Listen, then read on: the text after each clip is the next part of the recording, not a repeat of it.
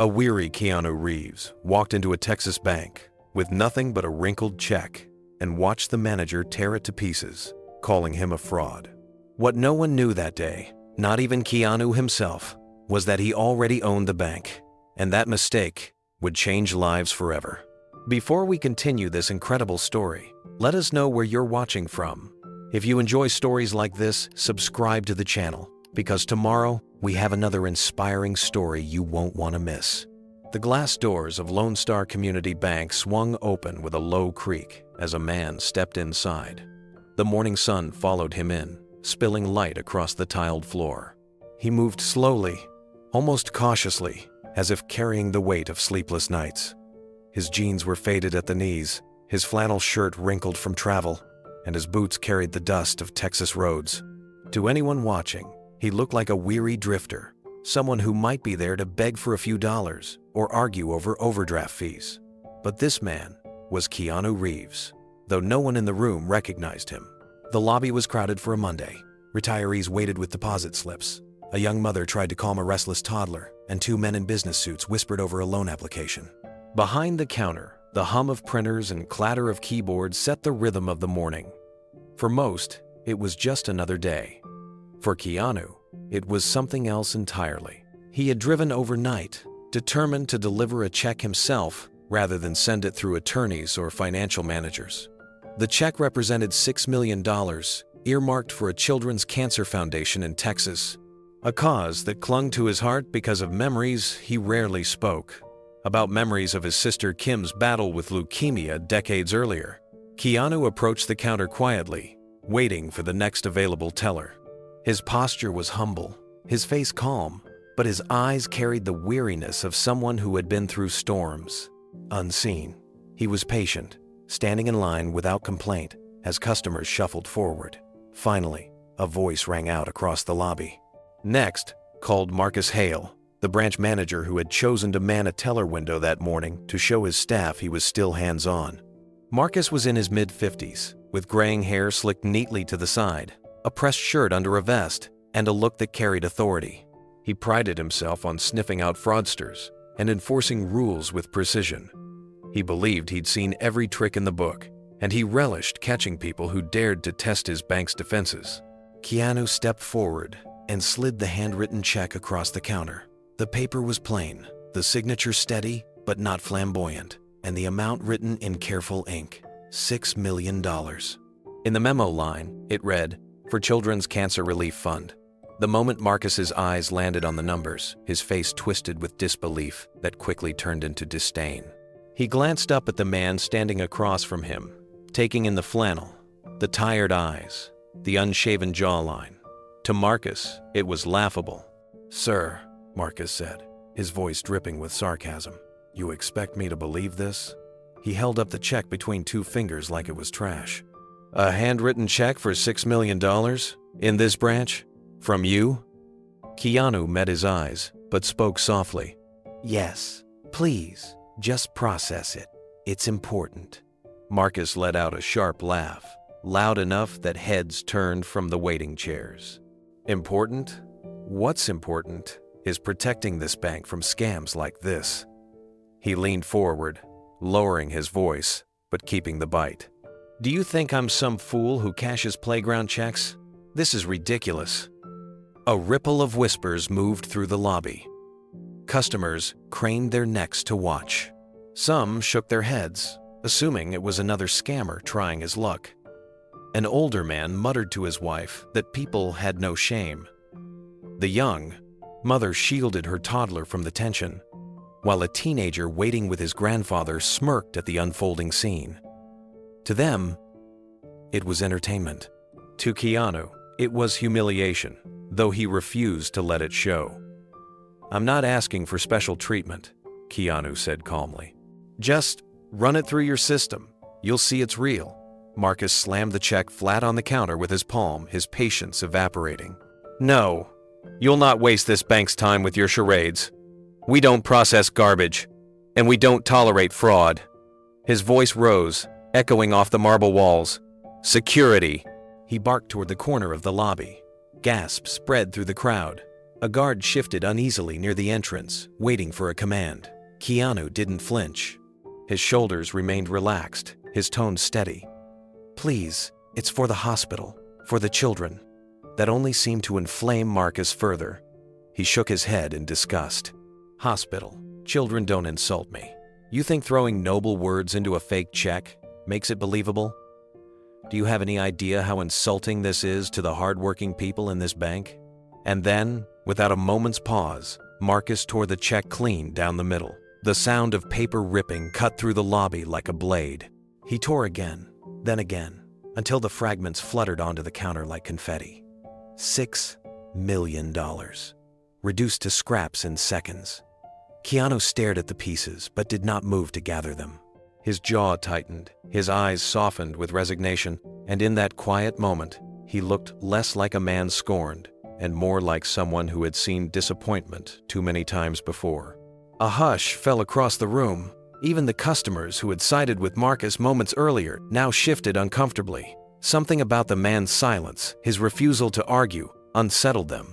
Not everyone remained indifferent.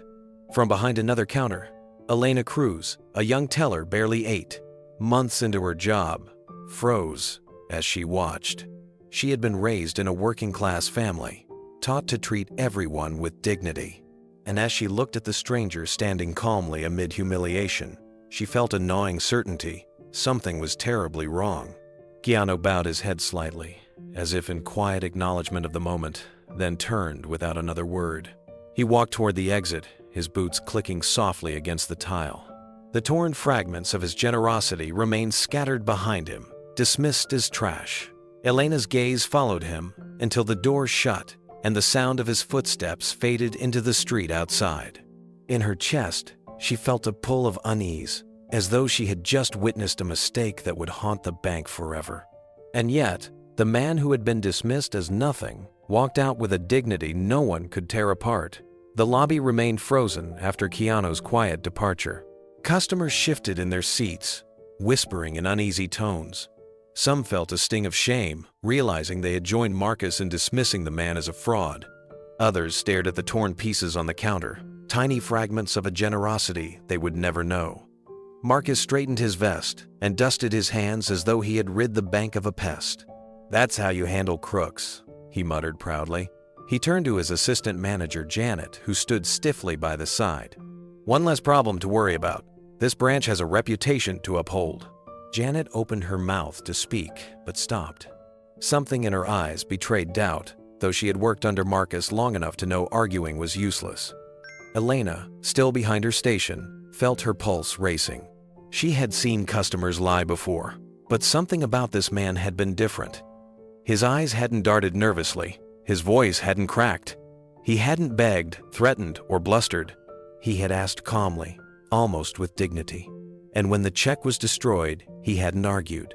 He had simply left. She bent down as if organizing papers, hiding the fact that she was shaking. A voice inside her whispered that the man was telling the truth.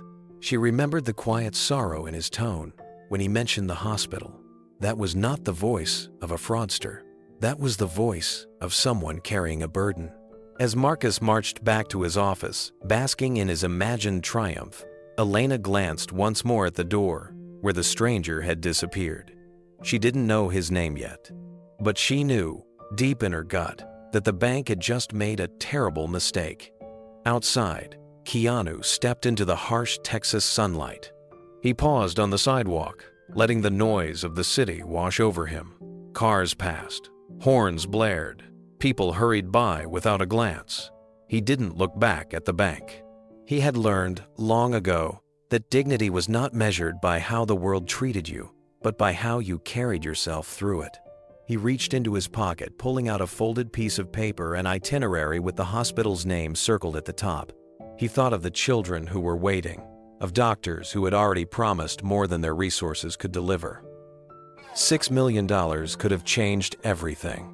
Now, all that remained was confetti scattered across a bank counter. Inside, Elena couldn't shake the image of him walking away. She whispered to herself, "That wasn't a scammer." The words felt heavy, like a truth no one else wanted to see. She turned back to her work. but her hands trembled on the keyboard.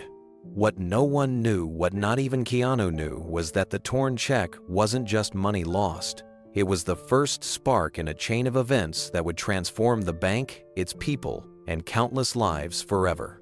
Marcus Hale closed his office door with a snap and leaned back in his leather chair, the smug grin never leaving his face. Through the glass pane, he could still see the last traces of dust swirling in the lobby from where the stranger had walked out. Marcus felt triumphant.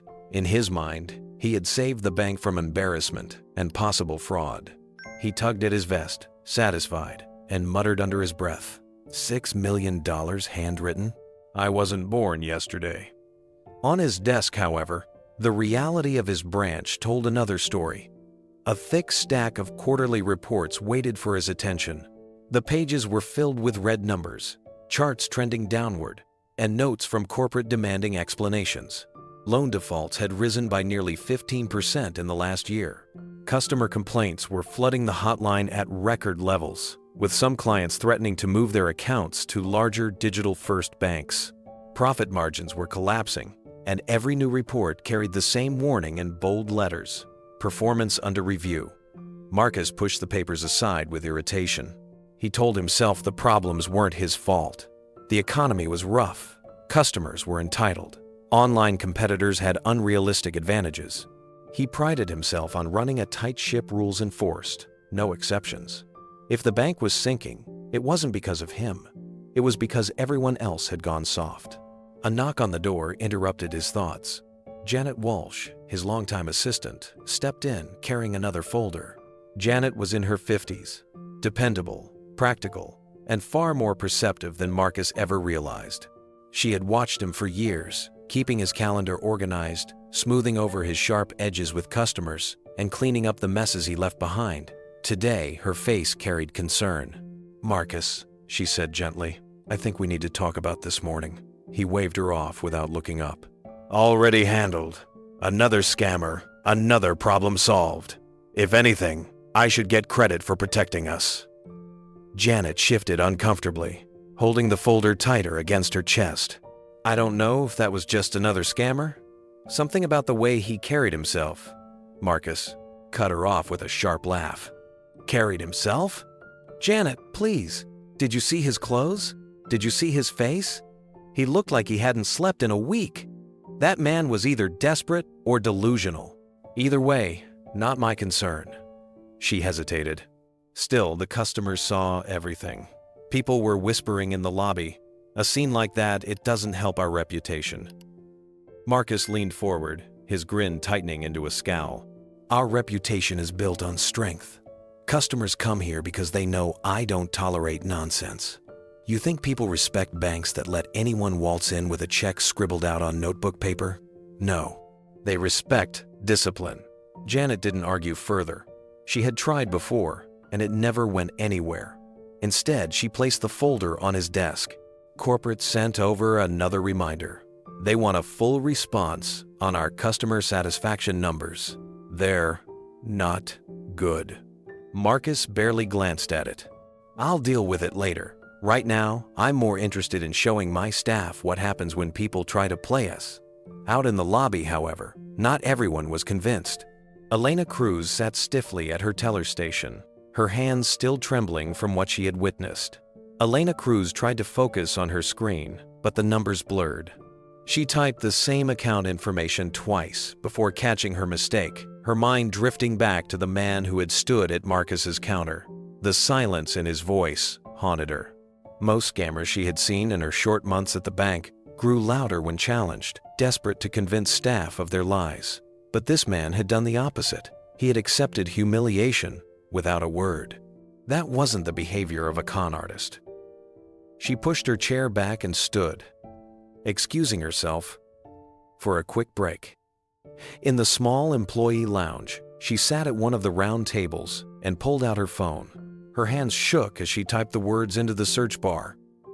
"Man in flannel shirt, Austin Bank today." Nothing came up. She hesitated, then typed something else, a hunch that had been burning inside her ever since she saw the way his shoulders slumped when Marcus tore the check. Keanu Reeves Children's Charities. Within seconds, her screen filled with articles, dozens of them. Keanu Reeves donates millions to children's hospitals. Keanu Reeves funds cancer research in memory of his sister. Keanu Reeves known for quiet philanthropy. Elena's throat tightened. She scrolled through pictures, her breath catching as her eyes landed on one photo. The same weary eyes, the same lined face, the same quiet expression she had seen across the counter that morning. Her heart pounded so loudly, she thought someone might hear it in the hallway. It had been him. It really had been him. Back in his office, Marcus thumbed through another report, shaking his head at the figures. He didn't notice Janet lingering by the doorway, watching him. She had been with him long enough to know he was ignoring the reality in front of him. Losses were mounting, customers were leaving, and yet Marcus acted as if arrogance alone could hold the bank together. "Marcus," Janet finally said, "this branch is in trouble. We're losing business every week. People don't feel welcome here anymore." He snorted. "People don't come to banks to feel welcome. They come because they have no choice. They come because we're the gatekeepers of their money, and I intend to keep it that way. And the way you treated that man today, if anyone talks about it outside this branch, it could hurt us worse than any report." But Marcus had stopped listening. He closed the folder, tossed it onto the growing pile, and leaned back with a self-satisfied smirk. "I've been in this business 20 years, Janet. I know what I'm doing." Elena, still in the break room, whispered to herself as she stared at the photo on her phone. It was him. Oh my God, it was really him. She knew in that moment the bank hadn't just made a mistake. They had humiliated a man who had quietly given more to the world than all of them combined. And no one, not even Marcus, seemed to realize what had just happened. Elena locked her phone screen and pressed it against the table, her heart racing. The truth was undeniable. The man Marcus had mocked, the man whose check he had torn to pieces, was Keanu Reeves. Not just a movie star, but someone known for walking through life with quiet humility, avoiding the spotlight even when he gave away millions. She could still hear his calm voice asking Marcus to just run the check. No drama, no arrogance, just a plea for children who needed help. She closed her eyes, trying to steady herself. Should she tell Marcus? Should she bring the proof to Janet? Or should she keep it to herself and hope the incident faded? But deep down, she knew it wouldn't fade. People talked, customers whispered. And if the truth ever surfaced, this small bank would be remembered not for service, but for the day it humiliated a man the whole world respected. Meanwhile, in his office, Marcus leaned back and lit a cigar he wasn't supposed to smoke on bank property. He puffed proudly and tapped ash into a coffee mug. He saw himself as a protector of the branch, a man who had built a fortress of rules that no fraudster could penetrate. He didn't notice Janet's worried eyes watching him from across the desk. "Marcus, you need to look at the customer complaint logs," she said, sliding another folder toward him.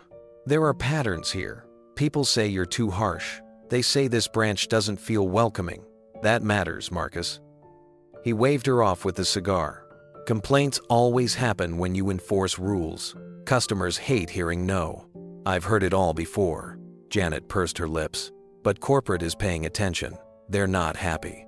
"This isn't just noise anymore," Marcus chuckled. "Corporate's been breathing down my neck for years. I'm still here, aren't I? That's because I know how to run a bank better than anyone in Austin." As Janet turned to leave, frustration etched across her face. Marcus returned to his cigar and his false sense of security. The pile of damning reports sat ignored on his desk. In the break room, Elena finally picked up her phone again. She scrolled through more articles.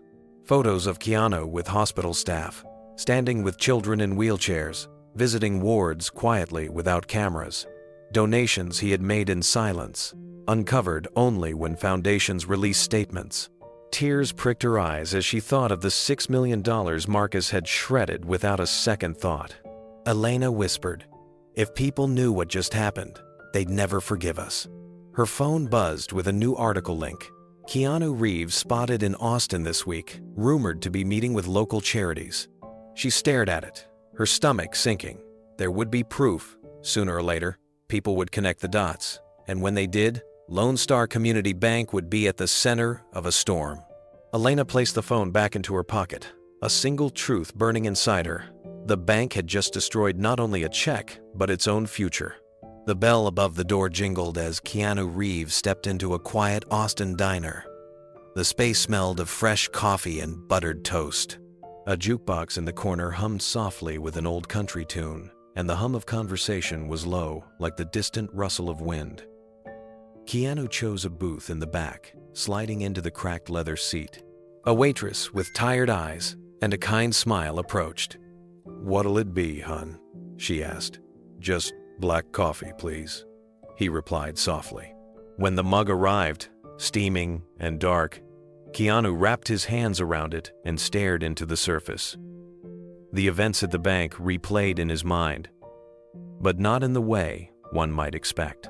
The humiliation, the harsh tone, the shredded check, those things didn't weigh on him. What lingered was the glance of the young teller, Elena, compassion in her eyes, a hesitation that cut through the noise of Marcus's anger. In a room full of judgment, she had seen him as human. That stayed with him. He took a slow sip, letting the bitterness settle on his tongue. The check had been important $6 million for the children's cancer ward at Street David's Hospital. But money could be replaced. What troubled him wasn't the paper. It was the reminder of how easily dignity could be denied, how a place entrusted with people's lives and savings could treat a stranger like a problem instead of a person. His thoughts drifted backward, pulled into a memory that never left him. He saw the sterile white walls of a hospital room, the faint beep of machines, and his sister Kim lying in bed with a weak smile. She had fought leukemia with courage that humbled him. She used to say, "Keanu, life isn't about how long we have. It's about how we use the days we're given." Her words were etched into him like scripture. He had spent years pouring quiet donations into hospitals and research programs, always without fanfare. It wasn't about headlines or gratitude. It was about children like those who shared the ward with Kim. Children who deserved a chance to laugh again, to run outside, to grow up. Every check he wrote was for them. Every visit he made to a hospital ward reminded him of her. He remembered one night in particular, when Kim's health had taken a sharp turn. He had sat by her bedside, holding her hand as she whispered, "Promise me you'll keep helping people, even after I'm gone." His voice had broken when he answered, but he had kept that promise every day since. Now, sitting in the diner, staring at the coffee's rippling surface, he thought of her again. The $6 million was just paper, but the cause was real. And the way Marcus had torn it apart, without even a second glance, felt like a betrayal of every promise he had made to his sister's memory. Keanu reached into his pocket, pulling out his phone. His thumb hovered over the screen for a long moment before he finally pressed the number of his financial advisor. When the voice answered, Keanu spoke quietly, but firmly. "Find out everything about Lone Star Community Bank. Quietly. I want to know who runs it, what condition it's in, and how they treat people." There was a pause on the other end. "May I ask why?" Keanu looked out the diner window at the street, where strangers hurried past without knowing what had just happened. He spoke slowly, each word deliberate. "Because I want to know what kind of institution destroys hope in front of a room full of people, and whether it can be changed." The advisor on the other end of the line cleared his throat. "Understood. I'll start digging into the branch and the parent company." Keanu ended the call and let the phone rest on the table. His eyes stayed on the window, but his thoughts were far away. The city outside blurred into streaks of motion. He wasn't thinking of wealth or power. He wasn't even thinking about humiliation. He was thinking about people who walked into banks every day, unseen, judged only by their clothes, their fatigue, or the size of their balance. He thought about how many of them left those doors feeling smaller than when they came in. His coffee cooled, untouched now, as another memory surfaced. Kim had been laughing that day, despite the tubes in her arms. She always found something to smile about.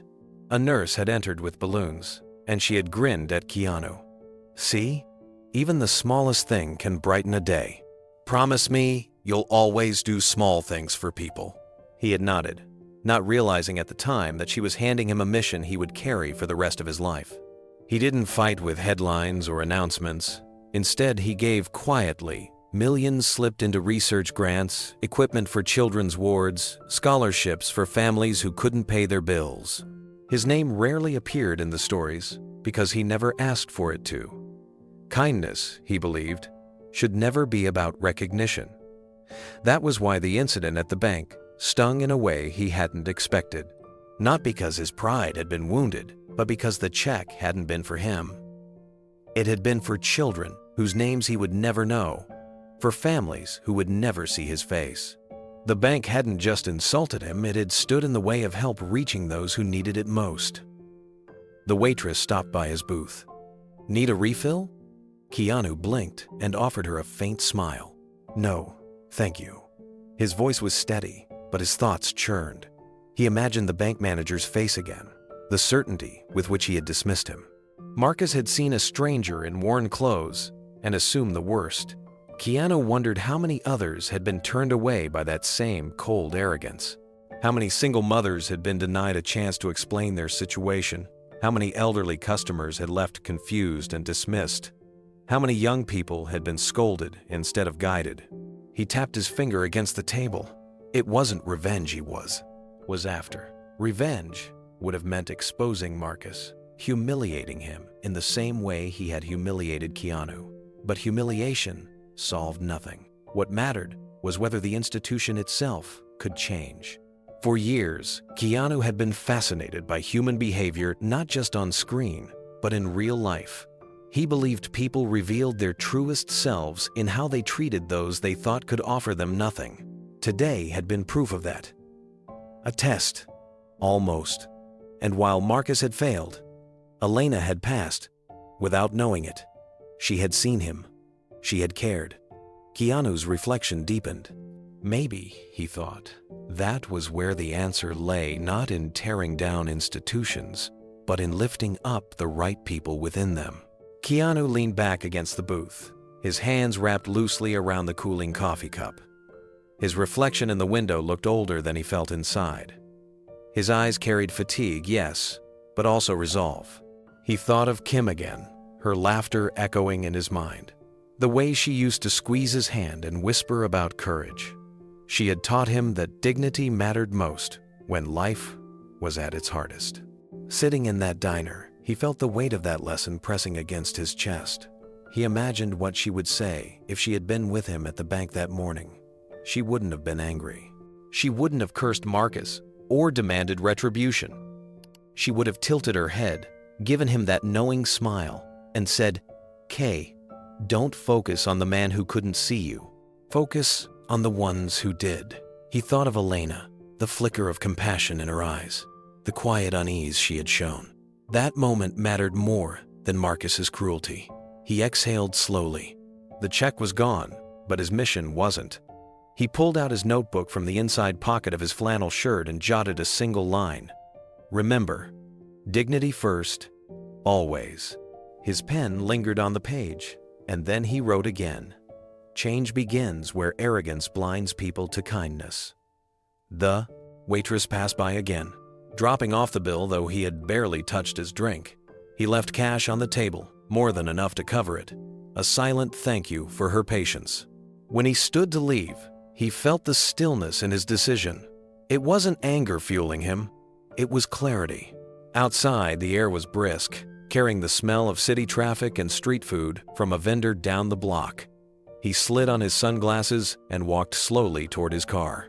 As he opened the door, his phone buzzed with a message from his advisor. "Got it. The bank is struggling. Details soon." Keanu stared at the message for a moment, then slipped the phone back into his pocket. The truth was already forming in his mind. This wasn't about destroying Marcus Hale's career or even saving a failing branch. It was about testing whether a place built on cold transactions could be transformed into something human, something that recognized people beyond appearances. He remembered Kim's final night, the way she had smiled, even when the pain was unbearable. "Promise me," she had whispered. "Promise me you'll keep believing in people, even when they don't believe in you." Keanu closed his eyes briefly. letting her words guide him. He whispered into the empty air, as if speaking directly to her. "I promise." Then he started the engine. He wasn't driving away from the problem.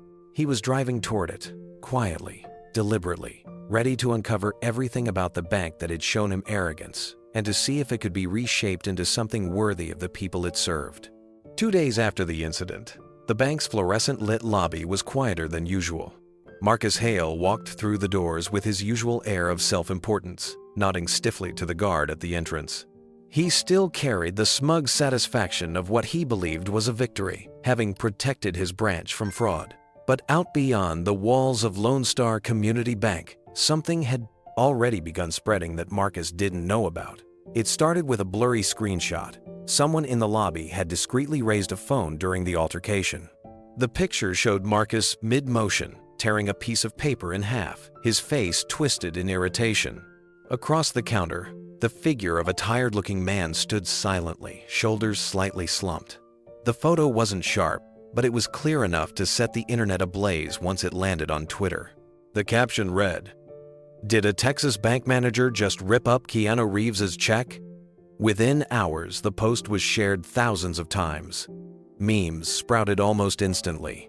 Some joked about the worst customer service in history. Others zoomed in on the man's flannel shirt and weary posture, arguing over whether it was really Keanu. Fans pointed to other recent sightings in Austin, where he had been photographed leaving a children's hospital fundraiser only a week earlier. The pieces began to connect. At first, the comments were skeptical. "No way, that's him. Keanu wouldn't walk into some random bank with a paper check." But then came the counter-arguments. "You don't know Keanu. That's exactly the kind of thing he would do." Threads filled with examples of his humility, riding the subway, chatting with strangers at coffee shops, waiting in line like anyone else. People remembered how he was known to donate millions quietly to medical causes. By noon, the rumor had turned into a storm. News blogs picked it up, adding fuel with headlines like, "Mystery Man at Austin Bank. May have been Keanu Reeves' check worth millions torn apart by manager."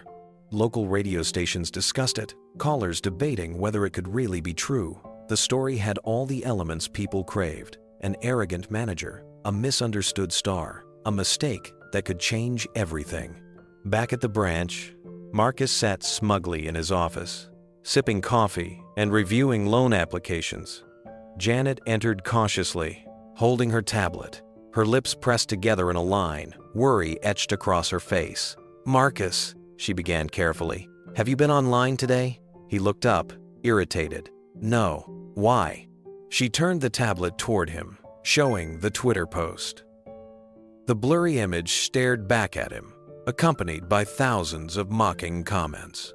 "This is making the rounds. People think the man you turned away was Keanu Reeves." Marcus chuckled dismissively. "Social media nonsense. People will believe anything. Tomorrow they'll be saying Elvis came in here asking for a loan." Janet didn't smile. "It's not going away. It's picking up traction. If it really was him, Marcus, we could be in serious trouble." He waved her off, leaning back in his chair. "Relax, Janet. It's just noise. I've been running this branch 20 years. I know what I'm doing." But deep down, a flicker of unease touched him. He ignored it, convincing himself no one could prove the man in the photo was Keanu Reeves. What Marcus didn't know was that Elena Cruz was staring at the same post from her tiny apartment across town, her heart pounding. Elena sat cross-legged on her couch that night, her laptop glowing in the dim light of her apartment. She scrolled endlessly, her stomach twisting tighter with every headline. The story had spread far beyond Austin now. Entertainment blogs, celebrity forums, even national outlets were circling the rumor. The words repeated like a drumbeat. Keanu Reeves, bank, torn check. Each new article carried the same grainy image. She knew that silhouette instantly. It was him. The flannel shirt, the calm posture, the quiet strength even in the face of humiliation. The internet debated wildly. Some convinced it was a hoax, others passionately certain it was real. But Elena didn't have to debate. She had stood only feet away. She had seen his face clearly. She had seen his eyes. She closed the laptop and pressed her palms to her face. she felt, caught in the middle of something larger than herself. If she spoke up, if she confirmed what she knew, Marcus would be destroyed. The branch's reputation might crumble with him. Yet if she stayed silent, she would be complicit in the injustice done to a man who had only asked to help others. Her phone buzzed on the table. It was a text from her brother Diego, a lawyer in Houston. Saw the photo going around. Is that your bank? Elena's hands trembled as she typed back. Yes, I was there. It was him. Her phone rang within seconds. Diego's voice was sharp, direct. Elena, tell me everything, she explained in a rush, her voice breaking as she described the moment Marcus had torn the check into pieces. She told him about the man's calm response, about how he had left without protest, about the weight of silence that had fallen over the lobby afterward. When she finished, Diego let out a long, low whistle. Elena, do you realize what this means? If that was really Keanu Reeves, Marcus isn't just in trouble. He could lose everything. Not just his job, but his reputation, his pension. The bank could be facing lawsuits, maybe even shareholder action if investors think his arrogance cost them millions. Elena felt a pang of guilt. But I didn't want to ruin anyone's life. I just can't stop thinking about him. He looked so tired. And the check, it was for children. I read about his donations, Diego. He wasn't lying. It was real. Her brother's tone softened. I know, sis. But listen to me carefully. You can't carry this alone. You need to protect yourself. If this goes public and corporate finds out you knew, they might say you covered it up. Elena's chest tightened. She hadn't even considered that. She had only been thinking of Keanu, of the quiet dignity he had carried out the door. Diego's words echoed in her ear. You have to decide soon, Elena. Stay silent and risk being dragged down with Marcus, or speak up and risk putting yourself in the middle of a storm. The next morning, Marcus strode into the bank as if nothing in the world was wrong. His shoes clicked against the polished tile, his head held high, his face wearing the same smug confidence he always carried. But whispers had already begun among the staff. They had seen the posts online too. They had heard the rumors. And though no one dared confront him directly, the looks they exchanged told a story. Janet met him in his office with another stack of reports. She lingered a moment before setting them down. Marcus, I need to say this plainly. This is no longer just internet gossip. Local news ran a segment this morning. They replayed that photo 10 times. They're asking if it was really Keanu Reeves. We can't just ignore this. Marcus waved a dismissive hand. News cycles move fast. By tomorrow, people will be arguing about something else. You give these things too much credit. Her eyes narrowed. Do you understand what it looks like? A manager humiliates a man who might be one of the most beloved actors in the world, a man known for helping sick children. People aren't going to let that go. He leaned back in his chair, scoffing. Beloved or not, celebrities don't walk into my bank looking like drifters with fake checks. If it really was him, then maybe he should have dressed like he belonged here. The words hung heavy in the air, dripping with arrogance. Janet felt a wave of disappointment, sharper than she expected. She had served beside Marcus for years, but this was the first time she realized how blind his pride had made him. Across town, Elena sat at her kitchen table with Diego on speakerphone. She hadn't slept much, her mind racing with his warning. The coffee in her mug had gone cold, untouched. Elena, Diego said firmly, listen to me. This isn't about choosing sides. This is about protecting yourself. If corporate investigates, and they will, your name could come up. You need to be prepared. Start writing down what you saw in detail. If they ask, you'll have a record. Her voice shook. And Marcus? Diego was silent for a moment. Marcus chose his actions. If it really was Keanu Reeves, then Marcus burned his own future the second he tore up that check. You don't owe him your silence. Elena's throat tightened. She thought of Keanu's quiet voice, the way he hadn't raised it once, not even when Marcus called for security. She thought of the fragments of paper drifting to the floor, like lost hope. She couldn't escape the image. At the bank, Staff whispered in hallways and exchanged nervous glances at their phones. Customers came in asking half-joking questions. "So, when's Keanu coming back?" Or, "Is this the place that turned away John Wick?" The story was no longer a rumor. It had become a joke at the branch's expense. Janet stood in her office doorway, watching Marcus pace. He still carried himself like a man untouchable. But outside those walls, the storm was building, and Elena, clutching her phone tightly, knew it was only a matter of time before the truth crashed through the doors. Marcus Hale was still clinging to his sense of control when the email hit his inbox that Tuesday morning. The subject line was short, sharp, and carried the weight of authority. Branch review, immediate meeting. He tried to brush it off at first, convinced it was another routine check. But when Patricia Hayes, the regional supervisor, walked into his office unannounced, he knew this was different.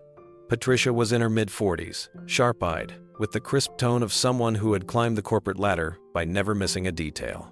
She placed a folder thick with papers on Marcus's desk, her expression unreadable. "Marcus," she began, "we need to talk about this branch's performance." He forced a smile. "Of course. We've had some challenges, but nothing out of the ordinary. I've been vigilant in protecting us from scams and fraud attempts. That's what matters in the long run." Patricia didn't return his smile. Instead, she opened the folder and spread out the documents like evidence at a trial. Customer satisfaction scores have dropped 12% in the last quarter. Loan default rates are climbing. Complaint reports have nearly doubled in 6 months, and profit margins are shrinking. That doesn't sound like protection to me. It sounds like failure. Marcus bristled. "With respect, Patricia, numbers don't tell the whole story. I've stopped dozens of fraudulent attempts this year alone. People come in here every day trying to take advantage of us. If I weren't strict, if I weren't careful, this branch would be bleeding money." Patricia leaned forward, her voice calm but edged with steel. "Marcus, this branch is already bleeding money. And it's not just the bottom line. The board has received multiple anonymous complaints about customer treatment in this location. They're calling for an internal review. Do you know what that means?" Marcus shifted uneasily in his chair. "That's someone's exaggerating. Customers love to complain when they don't get their way. I can handle it." Patricia shook her head. "No, it means corporate is watching this branch closely. It means compliance will be involved.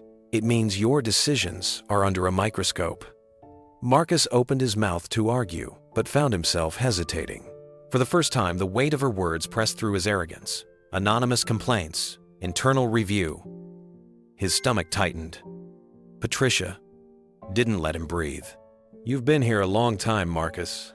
20 years. That should mean wisdom. But what I see is stubbornness.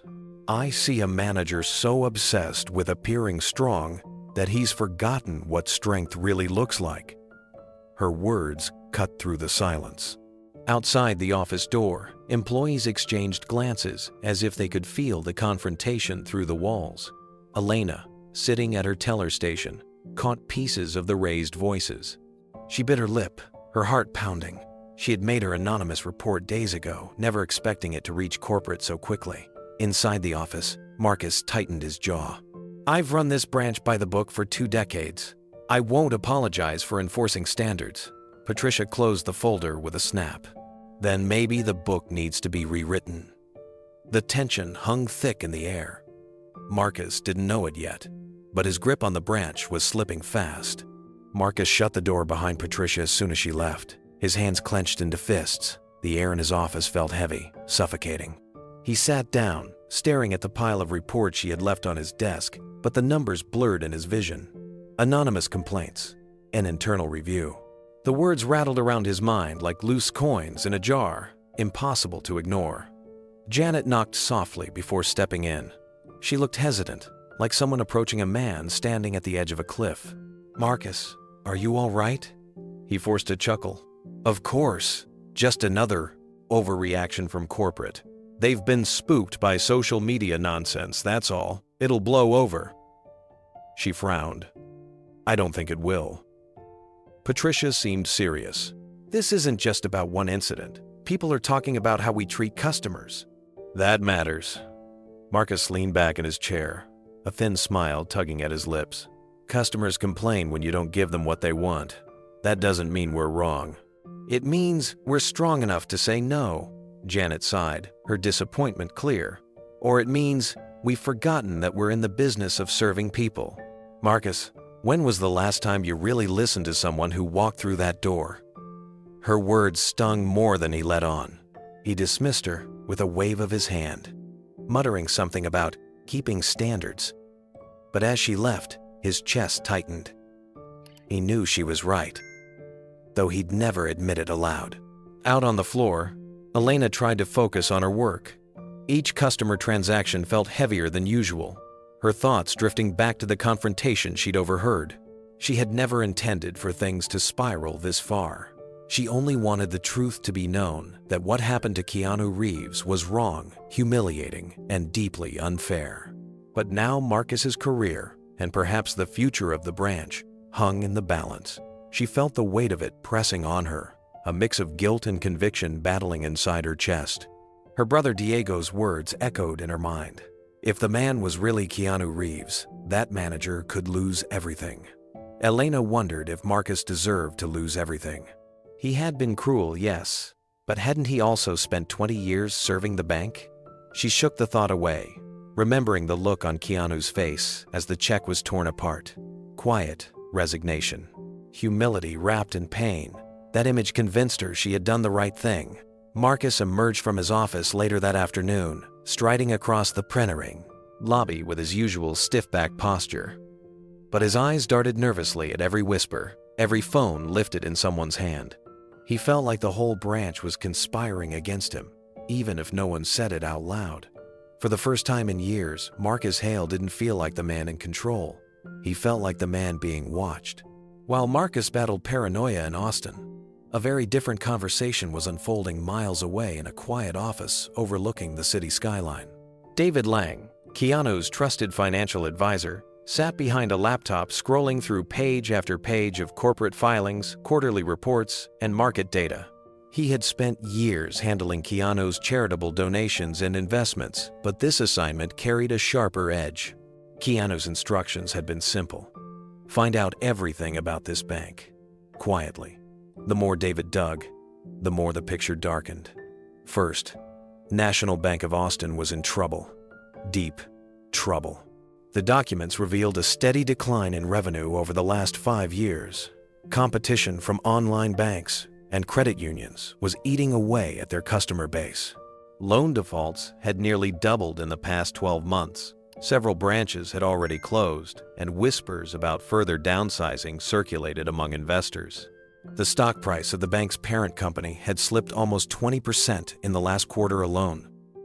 David leaned back in his chair, pinching the bridge of his nose. "They're not just failing," he murmured to himself. "They're collapsing." He began drafting a confidential memo for Keanu.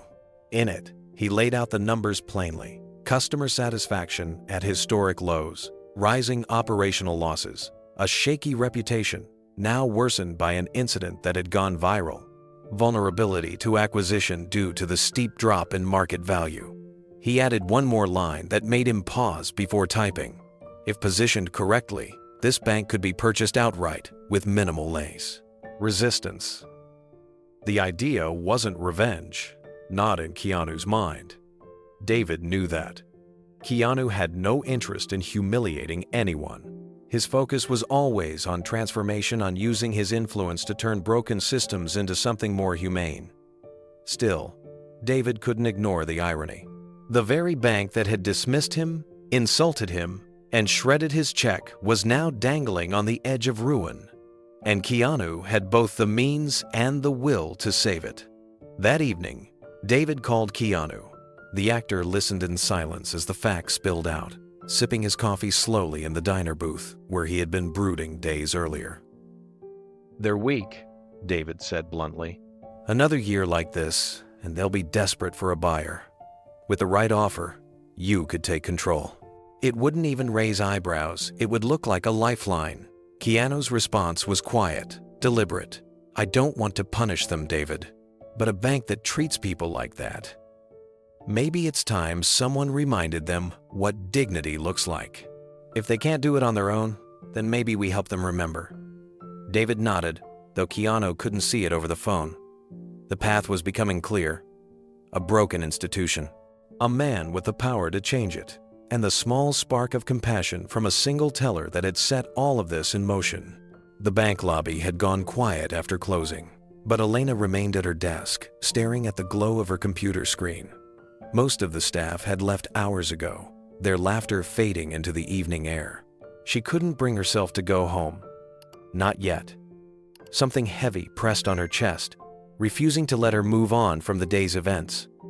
The confrontation between Marcus and Patricia still echoed in her ears. Patricia's words had been sharp, unflinching, but what stayed with Elena wasn't the supervisor's authority. It was Marcus's stubborn refusal to see what he had done wrong. He carried himself like a man certain of his righteousness, even as the walls closed in around him. Elena folded her hands together and pressed them against her lips. She thought of Keanu Reeves. The way he had stood there in his worn flannel shirt, silent but dignified, even as Marcus shredded his check. He could have argued. He could have shouted. He could have reminded everyone in the room who he was. But he hadn't. He had taken the humiliation quietly, with a kind of strength Elena couldn't shake from her mind. That image haunted her, the fragments of the check fluttering to the floor, the hush that fell over the lobby, Keanu turning, shoulders low, and walking away without a single word of anger.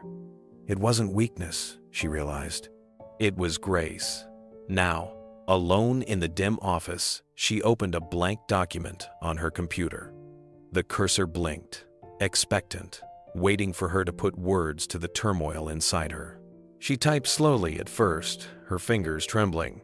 To whom it may concern, I am writing to report a serious incident that occurred at the downtown branch. Our manager, Marcus Hale, acted in direct violation of procedure and humiliated a customer who presented a legitimate check. He destroyed it without verification, relying on his assumptions rather than process. She paused, reading what she had written. The words felt heavy, like they carried the power to undo 20 years of Marcus's career. Her chest tightened. Was she ready to be the one to pull that thread? She leaned back in her chair and closed her eyes. She thought of the other customers she had seen Marcus dismiss over the months. The young mother in tears when her loan application was tossed aside without consideration. The elderly man who had been scolded for asking too many questions. The countless faces that had walked away feeling small, unheard, diminished. Elena's throat burned. This wasn't about Marcus anymore. It was about everyone who had been treated that way, and about the man whose quiet dignity had made her realize it didn't have to be this way. She turned back to the screen and began to type again, her words steadier now. But when she reached the end, when she typed her name at the bottom, her finger hovered over the send button. Her heart pounded. If she sent this, everything would change. She whispered to herself, "Am I brave enough?" And still, she hesitated. Elena sat frozen, her eyes fixed on the glowing send button, as though it were a lever that could topple an empire.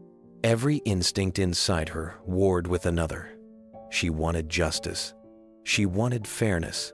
But she also feared the consequences. What if corporate dismissed her? What if Marcus retaliated? What if she ended up losing her job? She closed the draft, saving it to her desktop, and pulled her phone from her purse. Her thumb hovered before dialing her brother's number. She needed Diego's steady voice, his clarity. When he answered, she barely whispered, "I wrote it. I wrote everything." He didn't need her to explain. "The letter?" "Yes." She swallowed hard. "But I can't send it. Diego, if they trace it back to me, I could lose my job. I'm new here. I can't afford to risk everything."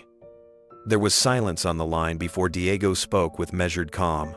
"Elena, listen to me. What you saw wasn't just a mistake. It was abuse of authority. It was arrogance so deep it destroyed a man's dignity. If you stay silent, you're part of it. Is that who you are?"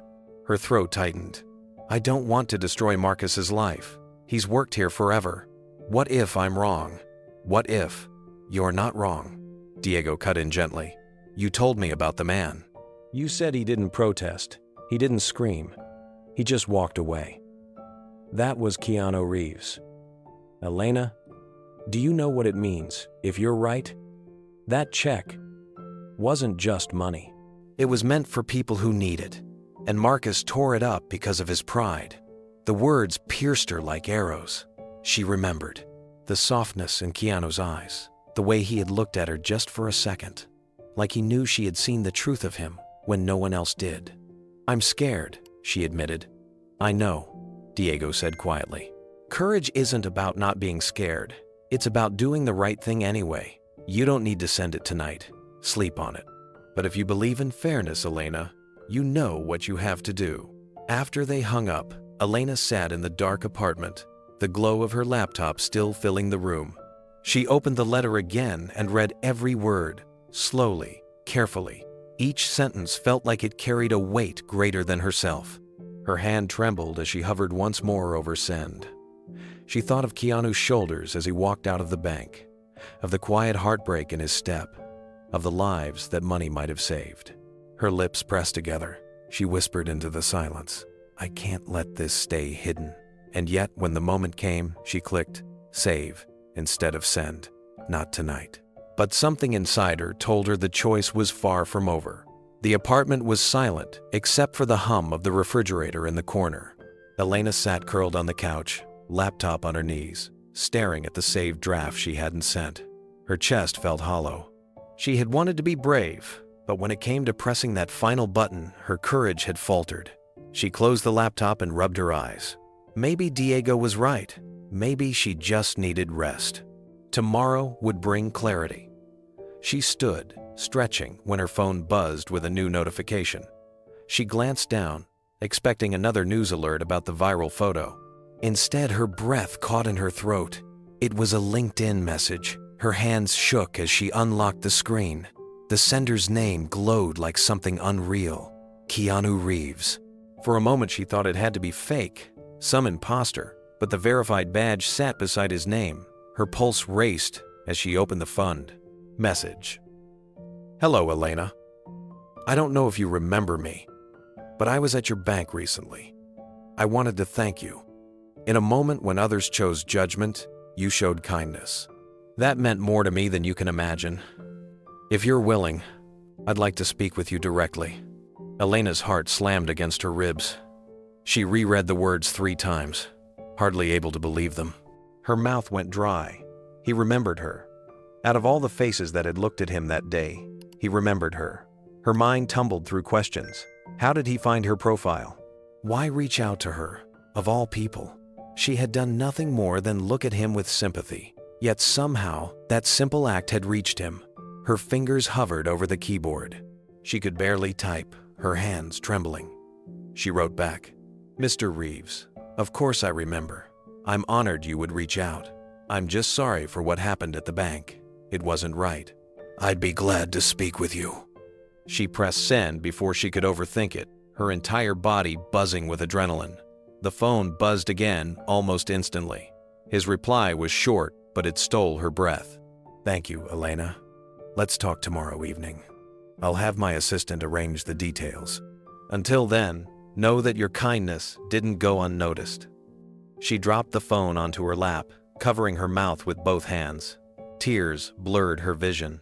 All the doubt, the hesitation, the fear of being powerless suddenly, it all shifted. Her compassion had mattered. He had seen it. Elena leaned back against the couch, tears rolling freely now. The letter to corporate still sat unsent on her computer. But maybe there was another way to bring the truth forward, a way she never could have imagined. Tomorrow, she would be speaking with Keanu Reeves himself. And nothing about her life, or the bank's future, would ever be the same again. The following morning, Marcus Hale walked into the branch, trying to project confidence.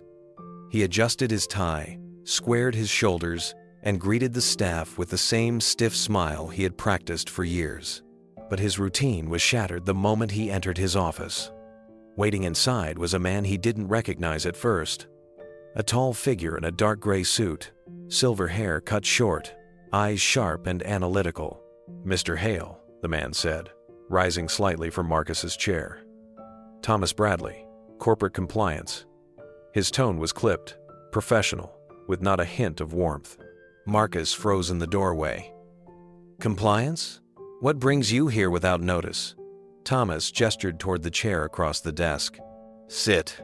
We have matters to discuss. Reluctantly, Marcus lowered himself into the seat. He tried to muster his usual authority, but something about the man's quiet confidence unsettled him. Thomas opened a laptop and turned the screen toward Marcus. Grainy black and white security footage filled the screen. The bank lobby, the counter. A man in worn jeans and flannel stepping forward with a check. Marcus's stomach dropped as he recognized the scene. Thomas pressed play. The video showed Marcus waving the man off, snapping at him, then snatching the check and tearing it into pieces. The audio wasn't crisp, but the disdain in Marcus's voice carried even without clarity. Customers turned to watch, shocked. The man stood silently, then walked away with shoulders bowed. Thomas paused the footage, the image frozen on Marcus's hand, clutching torn fragments of paper. Do you recognize this? Marcus cleared his throat. Yes. A scam attempt. Some drifter walked in trying to pass off a fake check. Amount was absurd. I wasn't about to waste time on a fraud. Thomas's expression didn't change. You're certain of that? Of course, Marcus said quickly, leaning forward. Look at him, his clothes, his demeanor. A real customer with a legitimate check doesn't behave like that. Thomas's eyes narrowed. Protocol requires you to verify before making that judgment. Did you attempt to run the check through the system? Marcus shifted. The amount was so outrageous, it was obvious. Answer the question, Thomas interrupted, his voice sharp. Marcus hesitated. No. Did you ask for identification? No. Did you follow a single step of procedure for handling high-value transactions? Marcus's face flushed. I've been doing this for 20 years. I know a scam when I see one. You can't expect me to indulge every lunatic who walks through that door. Thomas closed the laptop with a quiet snap that sounded louder than a slammed door. Mr. Hale, that man you dismissed, that lunatic, was Keanu Reeves. Actor. Philanthropist. Net worth estimated at hundreds of millions. Marcus's mouth opened, then shut. The color drained from his face. He stammered, That's impossible. He didn't look. He couldn't have been. Thomas leaned forward, his eyes unyielding. You tore up a legitimate check from a man whose quiet generosity has funded hospitals and children's charities across this state. A man who could have donated millions to this institution's future, and you treated him like a criminal. The silence that followed was suffocating. Marcus felt the ground shifting beneath him, but his pride clung to denial. He was dressed like a vagrant, Marcus muttered. How was I supposed to know? Thomas's voice cut like a blade. By doing your job. Marcus sat frozen, his fingers gripping the edge of the desk until his knuckles turned white. Thomas's words echoed through his head like a hammer striking steel. Keanu Reeves. The name hung in the air, undeniable. I didn't know, Marcus muttered, his voice thin, stripped of its usual confidence. He didn't look like... Stop right there, Thomas. Cut him off.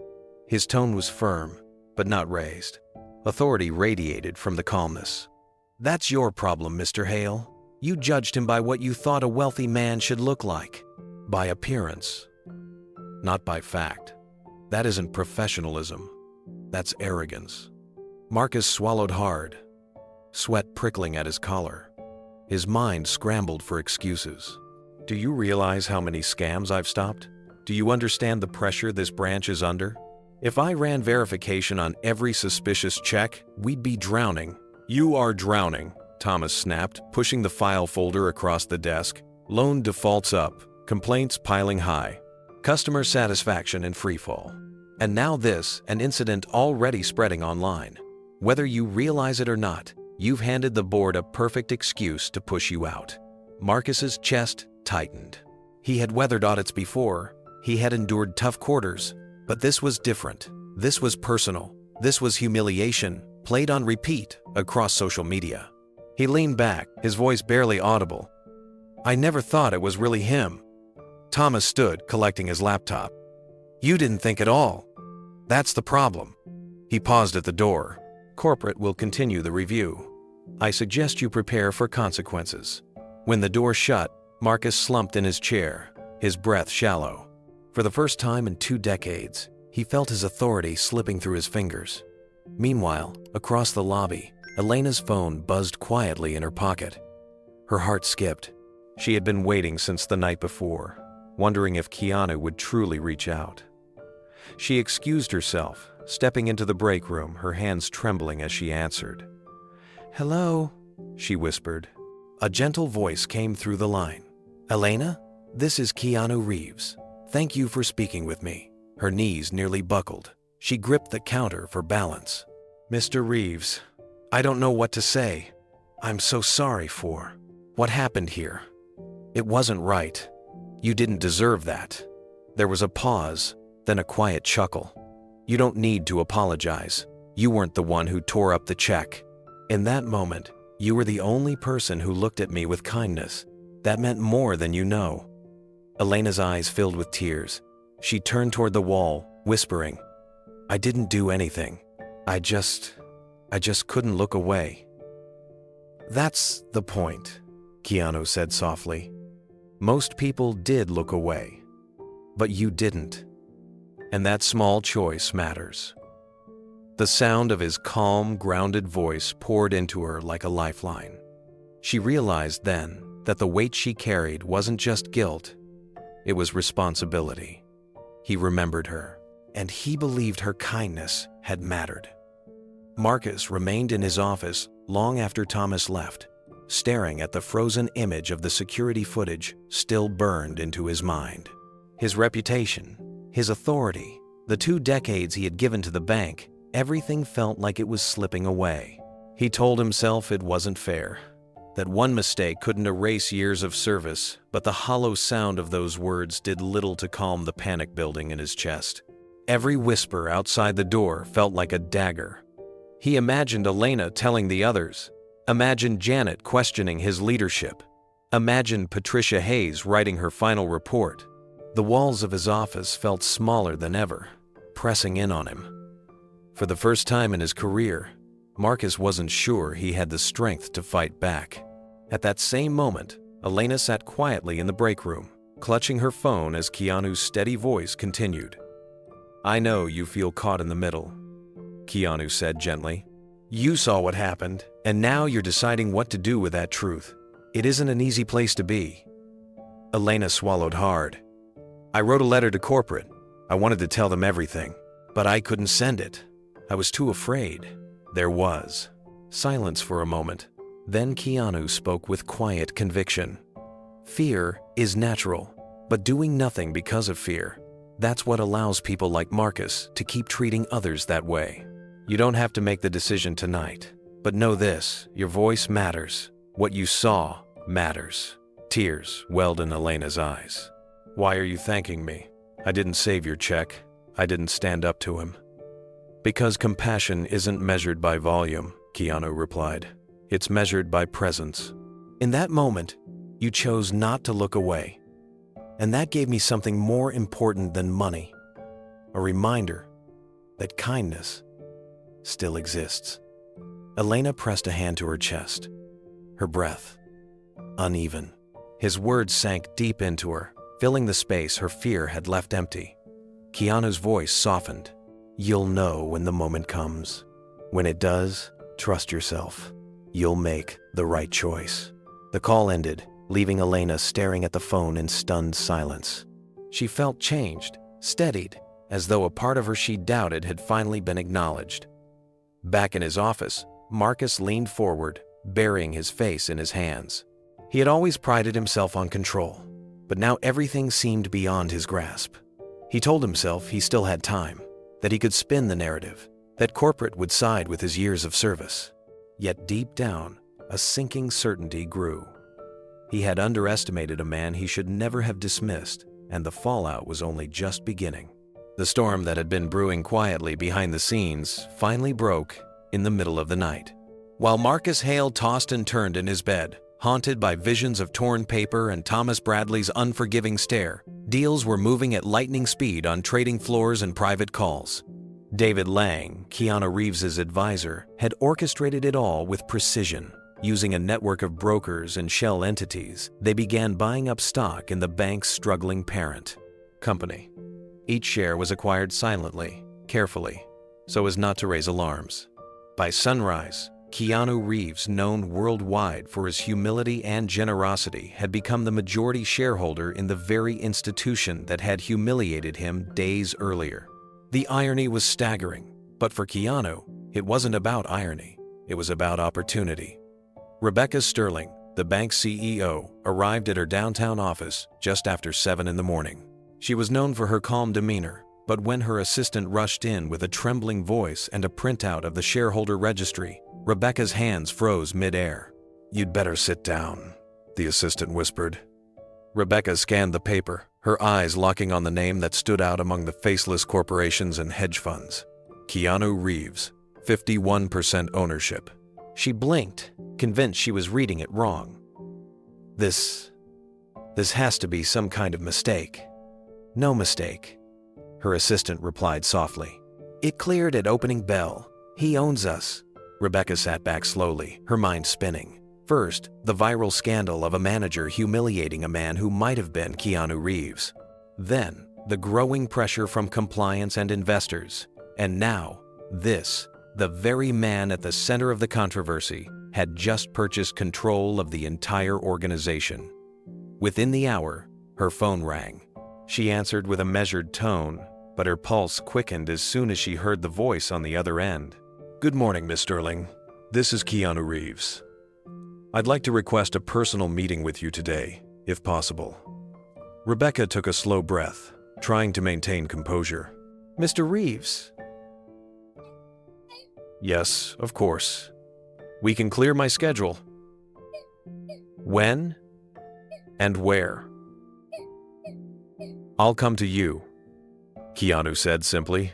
"I'm not looking for spectacle, just a conversation." After the call ended, Rebecca sat in silence, staring at the city skyline outside her window. She was a veteran of corporate crises, but nothing had prepared her for this. A Hollywood icon, now her majority owner. A scandal threatening to burn her bank's reputation to ashes.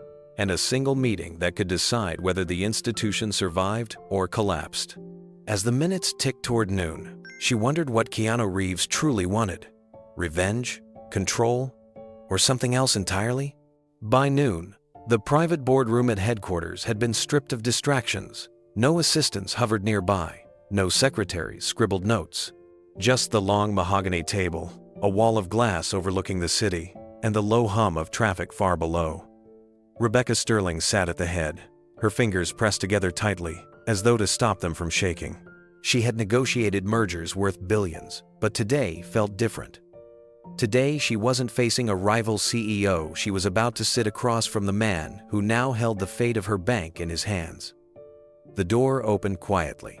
Keanu Reeves stepped inside with an ease that felt both disarming and powerful. He wasn't dressed for Wall Street. He wore the same worn jeans and flannel shirt he had worn at the branch. His boots soft against the marble floor. No entourage, no bodyguards, just him.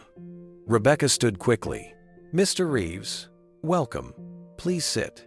He inclined his head politely and lowered himself into the chair opposite her. His movements carried no urgency, no showmanship, just a steady calm. For a moment, Rebecca wondered if that stillness was what made him so magnetic. "Thank you for agreeing to this," Keanu said, his voice measured and low. "I realize this is unconventional." Rebecca tried to match his composure, but her heart was racing.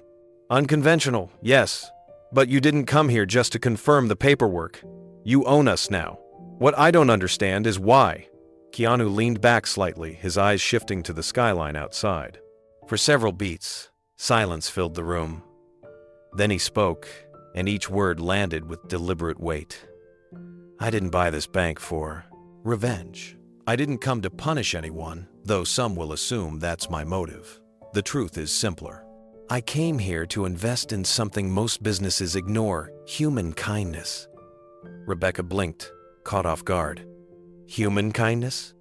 He nodded once. When I walked into your branch, I wasn't dressed like a millionaire.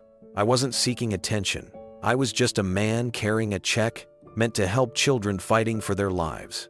Your manager saw me as a threat, a problem to eliminate, but one of your tellers looked at me differently. Elena Cruz. She didn't say much, but her eyes said enough compassion, not suspicion. And that was enough to remind me why these institutions matter. They're supposed to serve people, not belittle them. Rebecca's throat tightened. She had read the preliminary compliance notes, seen the footage. She knew exactly the moment he was talking about. Keanu leaned forward, his tone firm but not harsh. Banks measure success in numbers, but people measure dignity in moments. If you want to survive, you need both. I didn't buy this place to see my name on your reports.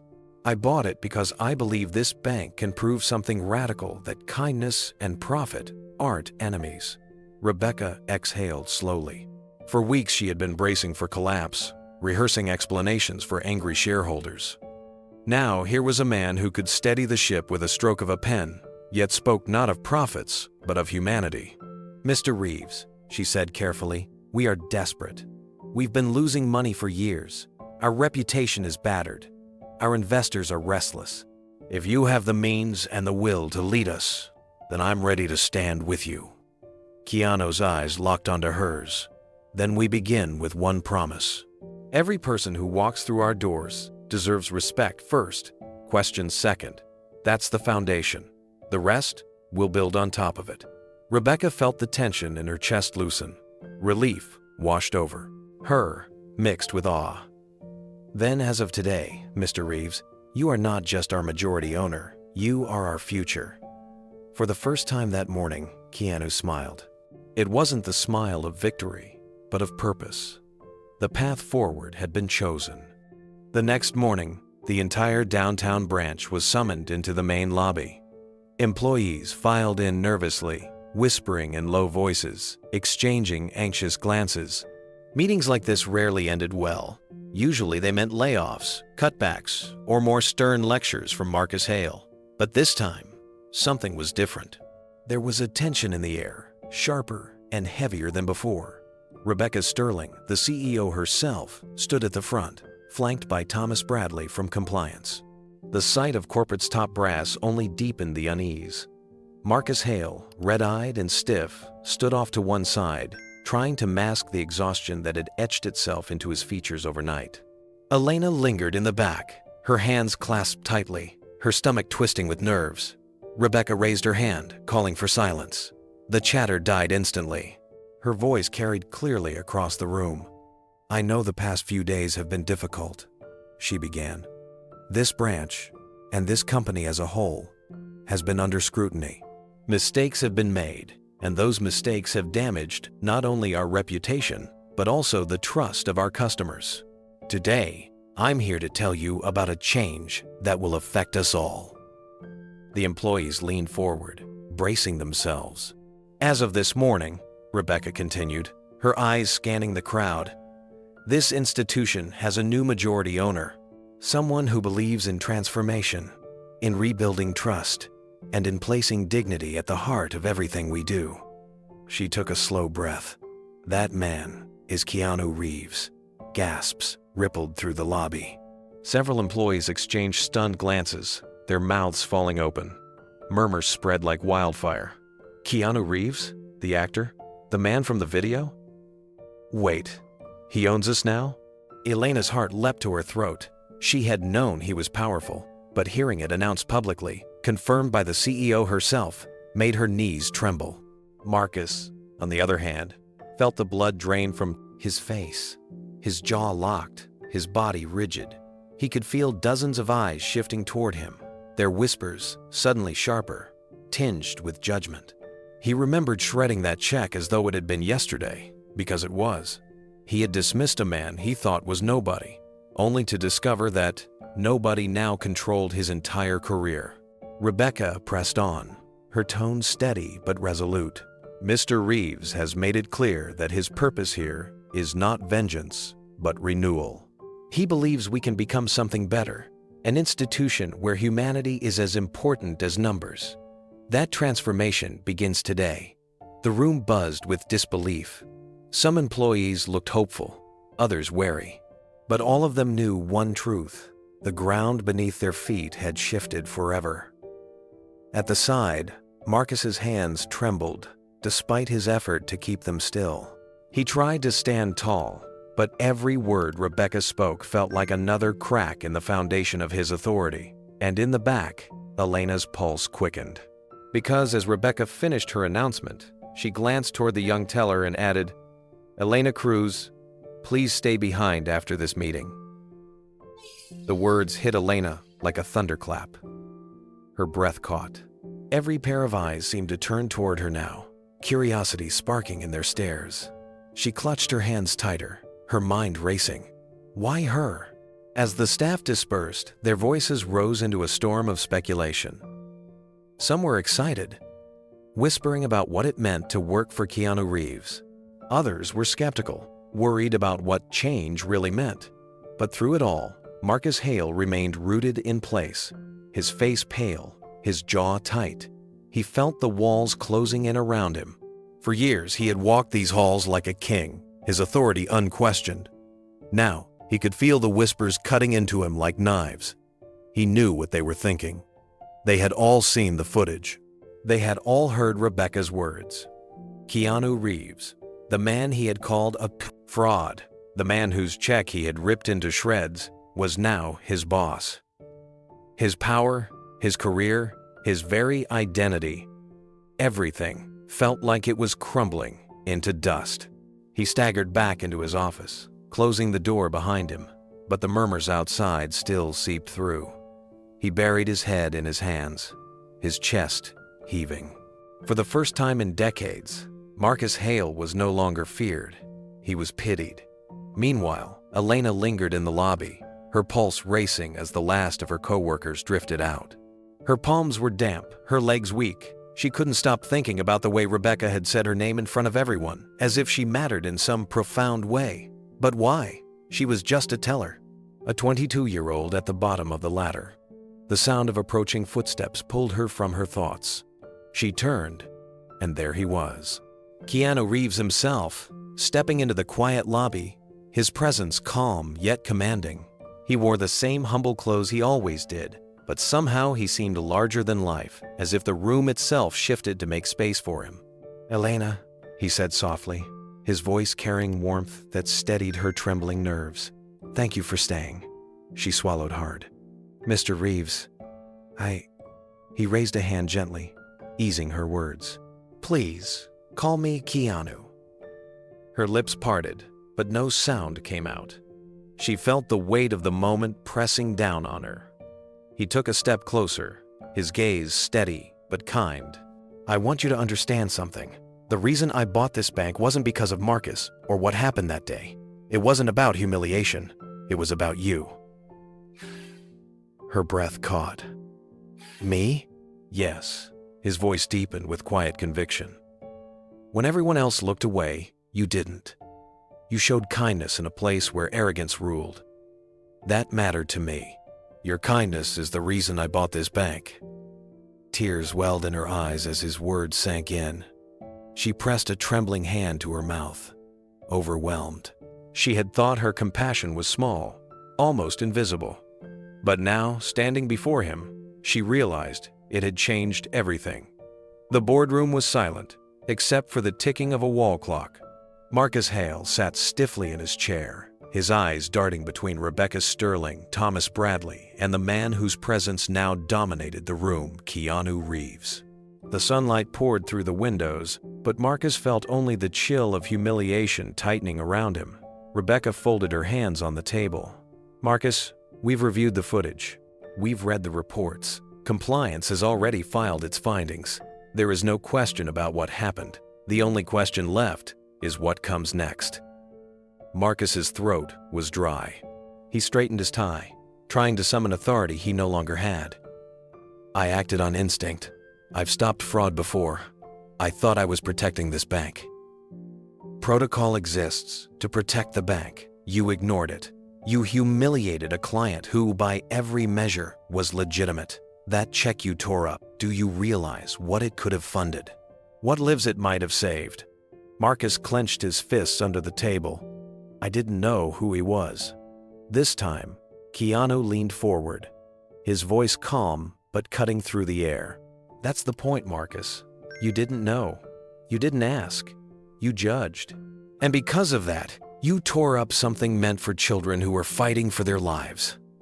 The words struck harder than any reprimand. Marcus dropped his gaze, his chest tightening. Rebecca spoke again, her tone sharp. Normally, the board would vote for immediate termination, no questions asked. Marcus's stomach twisted. Decades of service erased in a single meeting. But then Keanu spoke again, and his tone was different, measured, thoughtful. I don't believe in throwing people away for their failures. Failure can teach more than success if you're willing to learn. Marcus lifted his head, startled. Keanu's eyes were steady, not vengeful. You have two choices, Keanu continued. You can resign today with severance, walk away, and close this chapter. Or, he let the word hang for a moment, heavy in the air. You can stay, but not as branch manager. You would start over as a trainee, and you would work under the guidance of someone who understands what kindness means in this business. Marcus's pulse hammered in his ears. A trainee? After 20 years? Keanu didn't flinch. Yes, because titles don't make you a leader. Actions do. He paused, then added quietly, and the one who will guide you is Elena Cruz. Marcus's face burned. The humiliation was unbearable. To step down, to be mentored by a 22-year-old teller, it felt like a death sentence to his pride. His jaw tightened, words of protest rising in his throat. But when he looked across the table at Keanu's calm gaze, at Rebecca's unyielding eyes, and at Thomas's silent judgment, he realized the truth. This wasn't a negotiation. This was mercy. The room waited in silence, the weight of the decision pressing down on him. Marcus sat frozen, the weight of Keanu's words pressing on him like a stone.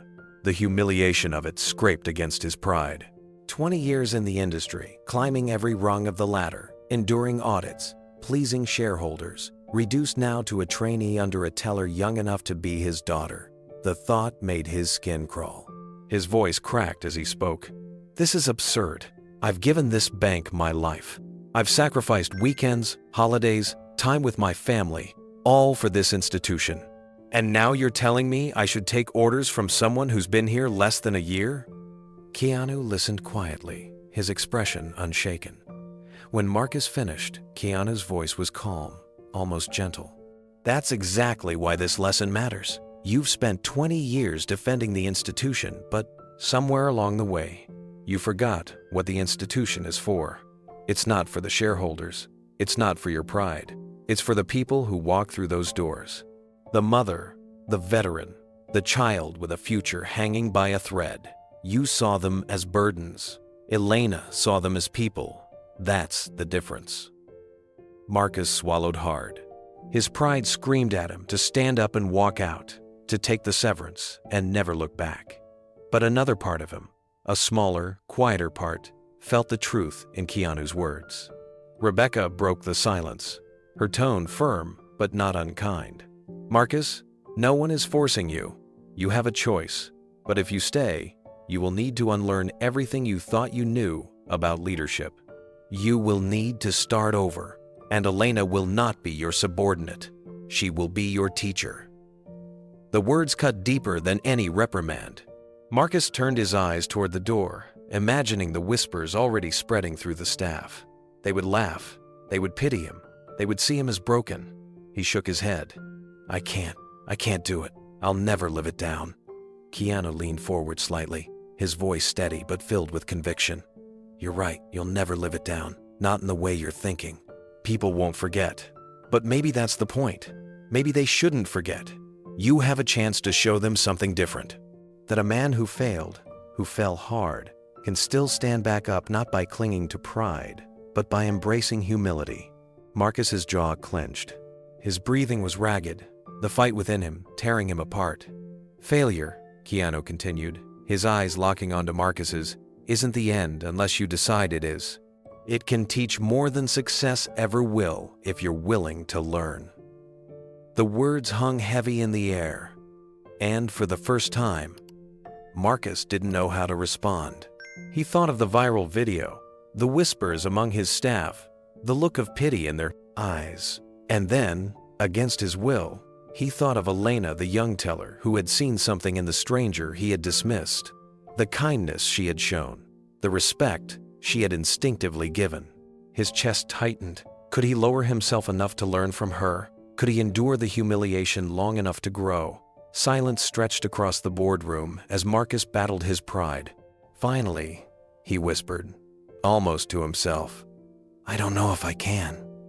Keanu leaned back, his voice quiet but resolute. "Then this is the first lesson, Marcus. Humility always feels impossible at the start. The choice is yours." Marcus closed his eyes, sweat glistening at his temple. He had never felt smaller.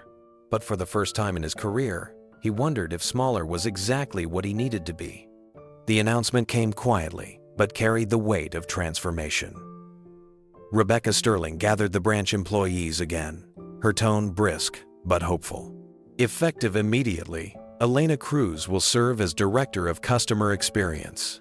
Her responsibility is to lead this branch, and eventually the entire company, in reshaping how we treat every individual who walks through our doors. A stunned silence followed.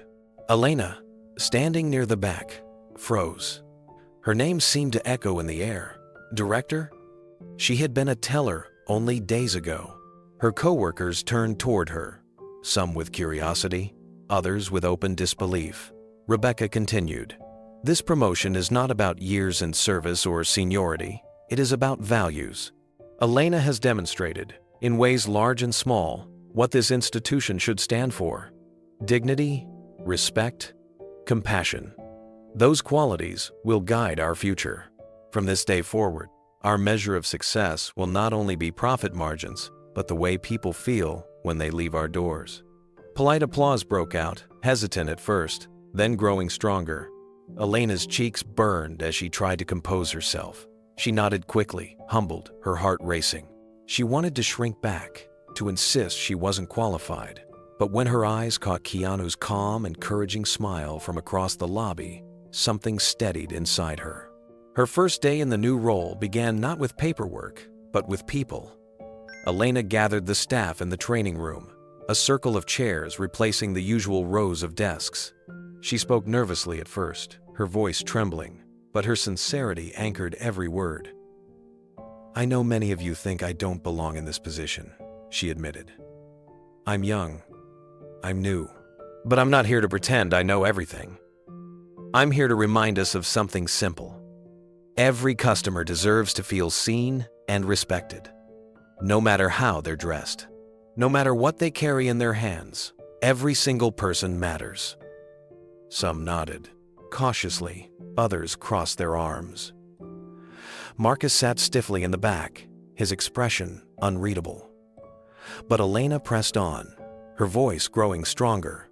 "Kindness is not weakness. Patience is not inefficiency. Those qualities build trust, and trust is what this bank has lost." In the days that followed, she implemented small but radical changes. Greeters welcomed customers at the door with genuine warmth. Staff were encouraged to ask not just what people needed, but how they were doing. Patience replaced brusque transactions. A new phrase was written on posters around the branch: "Service with dignity, always." The shift was gradual, but noticeable. Customers who had once braced themselves for cold stares and clipped voices now left smiling. Elderly clients were offered chairs and time. Young families found staff willing to explain paperwork without irritation. Even the atmosphere of the lobby seemed lighter, conversations warmer, laughter returning where silence had reigned. And through it all, Elena watched carefully, guiding gently, correcting firmly when needed, reminding everyone that the future of the bank depended not only on numbers, but on humanity. For Marcus, the changes cut like knives. Every morning, he took his seat among the junior staff, no longer issuing orders but receiving them. His name tag, once marked branch manager, had been replaced with a simple badge that read trainee. Each time he pinned it to his suit, he felt his pride shrivel. The hardest part wasn't the demotion. It was who he reported to.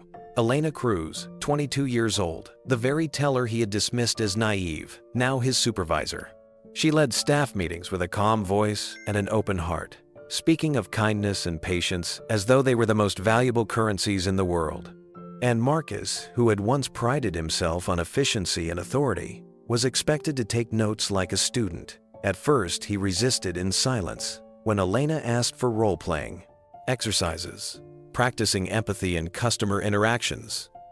He stiffened, his responses clipped and mechanical.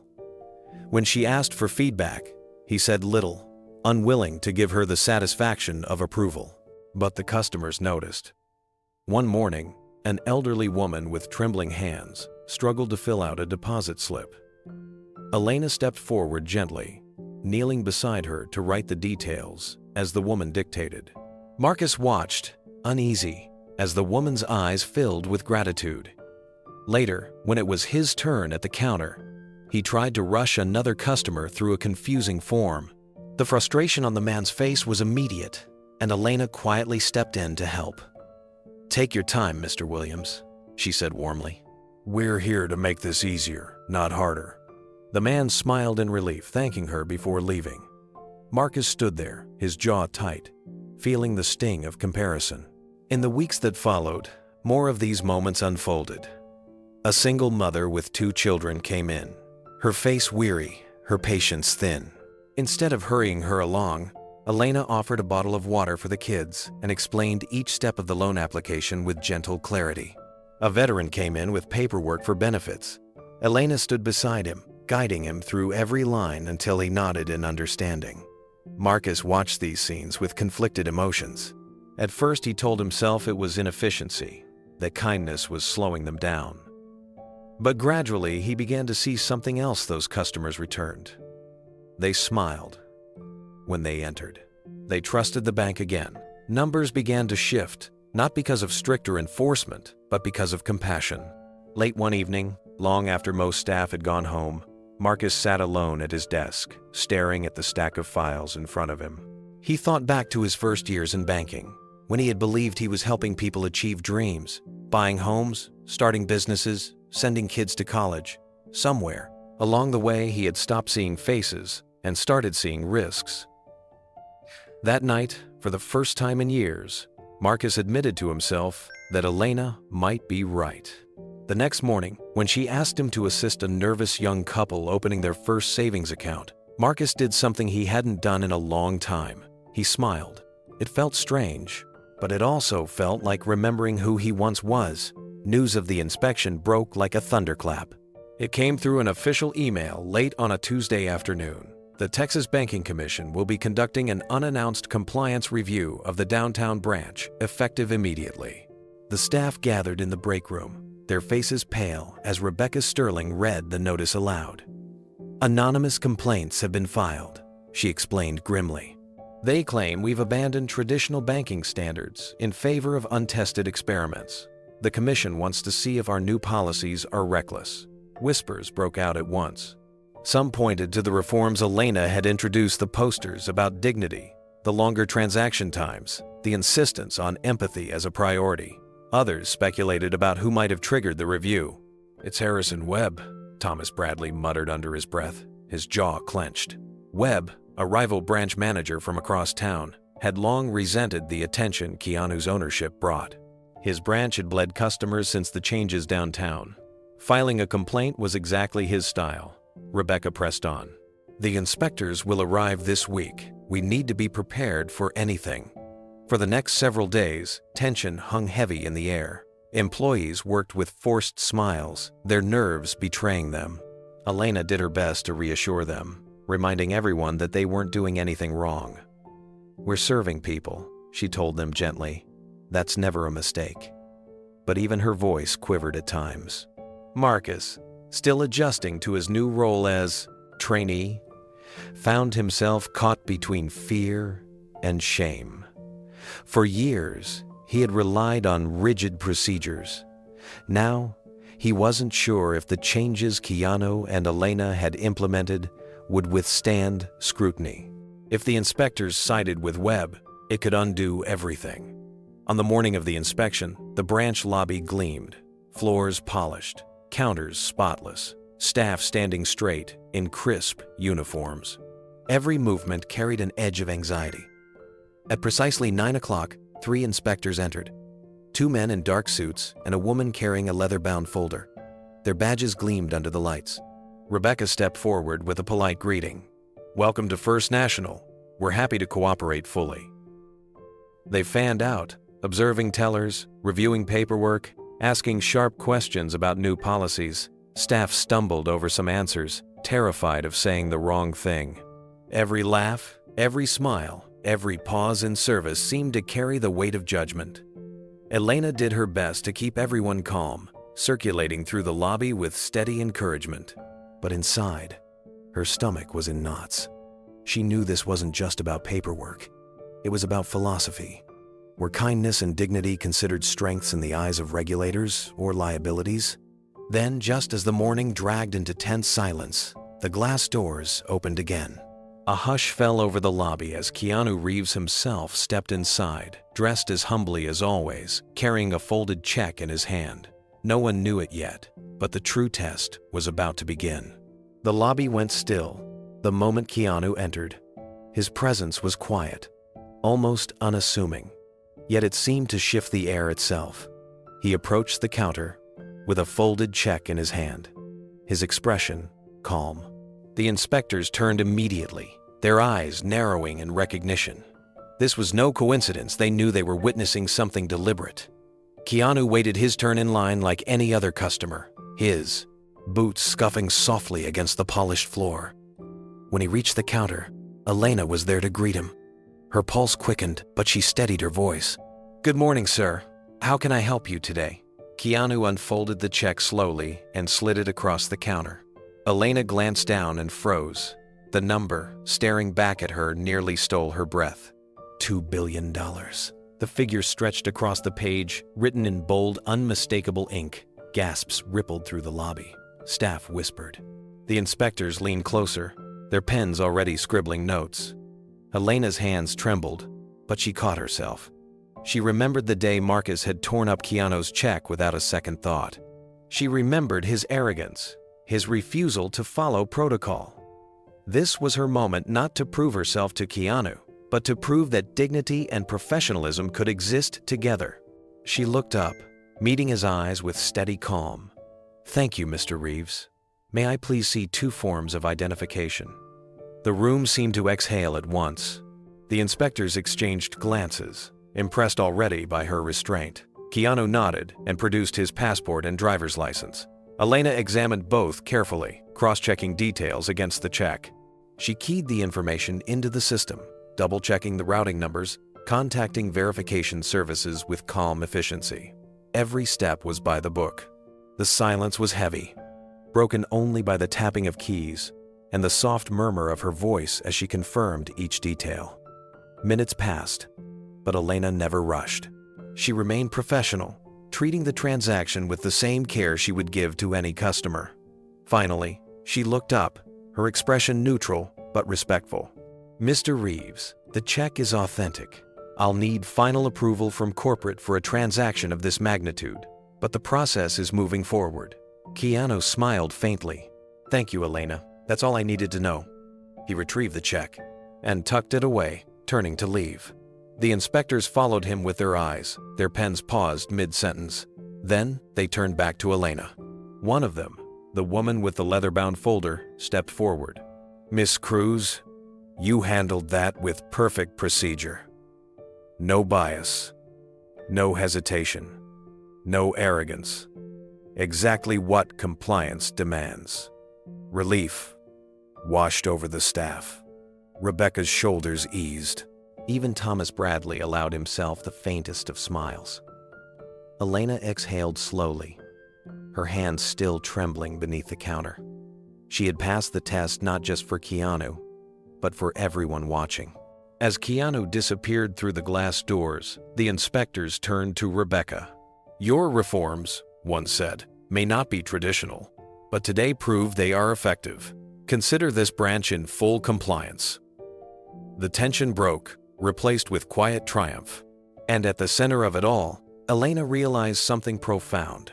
Her kindness had not only changed one man's life, it had just redefined the future of the bank itself.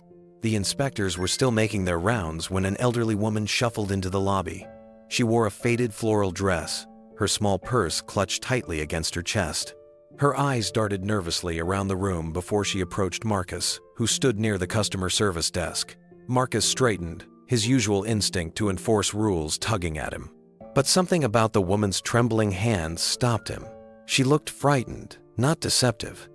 "Sir," she whispered, leaning close, "I need to withdraw everything from my account, right away. My grandson is in trouble. He called me this morning. He said he's in jail and I need to send bail money before they transfer him."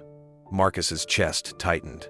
He had heard of these scams before, fraudsters preying on elderly people with desperate stories.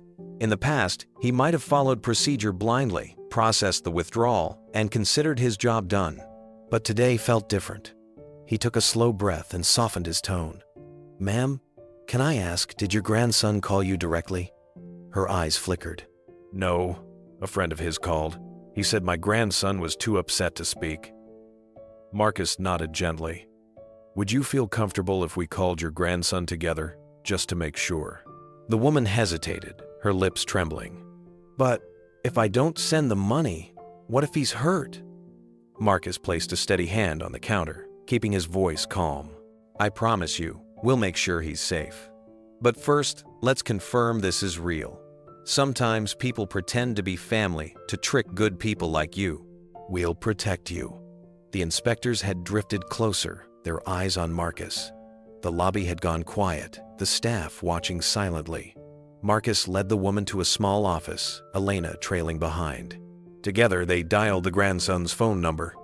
After 2 rings, a cheerful young voice answered. "Grandma, is everything okay? I'm on campus heading to class." Tears filled the elderly woman's eyes. She covered her mouth with shaking hands. "You're not in jail?" The young man laughed, confused. "Of course not. Who told you that?" The scam unraveled in seconds. Relief poured through the room. The grandmother clutched Marcus's hand, her voice breaking. "You just saved me from losing everything." Marcus swallowed hard, his throat tight. "No, ma'am. You saved yourself by letting us check." The inspectors exchanged glances, clearly impressed. One scribbled a note, another nodded approvingly. For the first time in years, Marcus felt a surge of pride that had nothing to do with numbers or protocols. It had to do with helping a human being. Elena gave him a look, one that spoke volumes. Pride, relief, gratitude. And Marcus, for once, allowed himself to feel it. He wasn't just a rule enforcer anymore. He was someone capable of protecting people, not just a bank. As the woman left, thanking him again and again, Marcus knew something inside had shifted. For the first time in decades, he felt like a banker who remembered why he started this job in the first place. When the inspectors wrapped up their notes, one of them lingered by Marcus's desk. The man's voice carried the weight of years in regulation. "Mr. Hale, what you did just now is exactly what this industry needs more of. You didn't just follow rules, you used judgment, compassion, and care. That prevented fraud more effectively than any rigid protocol could." Marcus nodded stiffly, but his heart pounded. He had spent years craving recognition, yet now that it came, he felt humbled instead of triumphant. Later that afternoon, after the inspectors left, Marcus found Elena standing near the break room with a cup of coffee. He hesitated, then stepped closer. His voice was quieter than usual. "Elena, can I say something to you?" She turned, surprised by the uncharacteristic tone. "Of course." Marcus leaned against the counter, staring at the floor for a moment. I've spent years looking at people as potential problems. Every person who walked in, I sized them up. Risk, fraud, trouble. That's how I saw them. But today, with that woman, I realized I've been wrong. Elena's expression softened, but she stayed silent, letting him speak. He lifted his eyes at last, and there was no arrogance left, only weariness. You reminded me they're not just customers, they're human beings. That grandmother didn't need a wall of rules between us. She needed someone to care enough to slow down and listen. Elena placed her cup on the counter and folded her arms gently. That's what this job should be, Marcus. People don't walk into a bank just to move money. They come in with fears, with hopes, with pieces of their lives. If we don't see that, then what are we doing here? For a long moment, Marcus didn't respond. Then, with a slow nod, he said, I used to believe that. When I first started, I wanted to help families buy their first homes, help small businesses grow. Somewhere along the way, I lost it. I let fear of fraud and pressure from numbers turn me into something cold. I thought protecting the bank was more important than protecting people. Elena's eyes glistened. But today, you remembered, and maybe that's enough. Marcus gave a faint smile, one lined with both regret and relief. Failure can teach more than success if you're willing to learn. Keanu told me that yesterday. I didn't want to believe him. But after today, I think he might be right. Elena reached out and rested a hand on his arm. Then keep learning. That's all any of us can do. The hum of the bank surrounded them, the buzz of printers, the soft chatter of tellers, the shuffle of papers. But inside that quiet corner, something had shifted. Marcus had crossed an invisible line. He was no longer a man clinging to his old authority. He was someone rediscovering the humanity in his work. And though he didn't say it out loud, he knew that Elena and Keanu had given him the chance to change before it was too late. The day after the inspection ended, Keanu returned quietly to the branch. He asked for a private meeting with Elena and Marcus, away from the buzz of customers and the watchful eyes of staff. Rebecca Sterling arranged for the conference room, and when the door shut behind them, the air felt thick with unspoken questions. Keanu sat at the head of the table, his posture calm but his expression serious. Marcus avoided his eyes, still raw from the humiliation of being placed under Elena's supervision. Elena sat upright, trying to steady her nerves. For a moment, Keanu said nothing. He looked down at his hands, then finally spoke. You both deserve to know the truth about that check.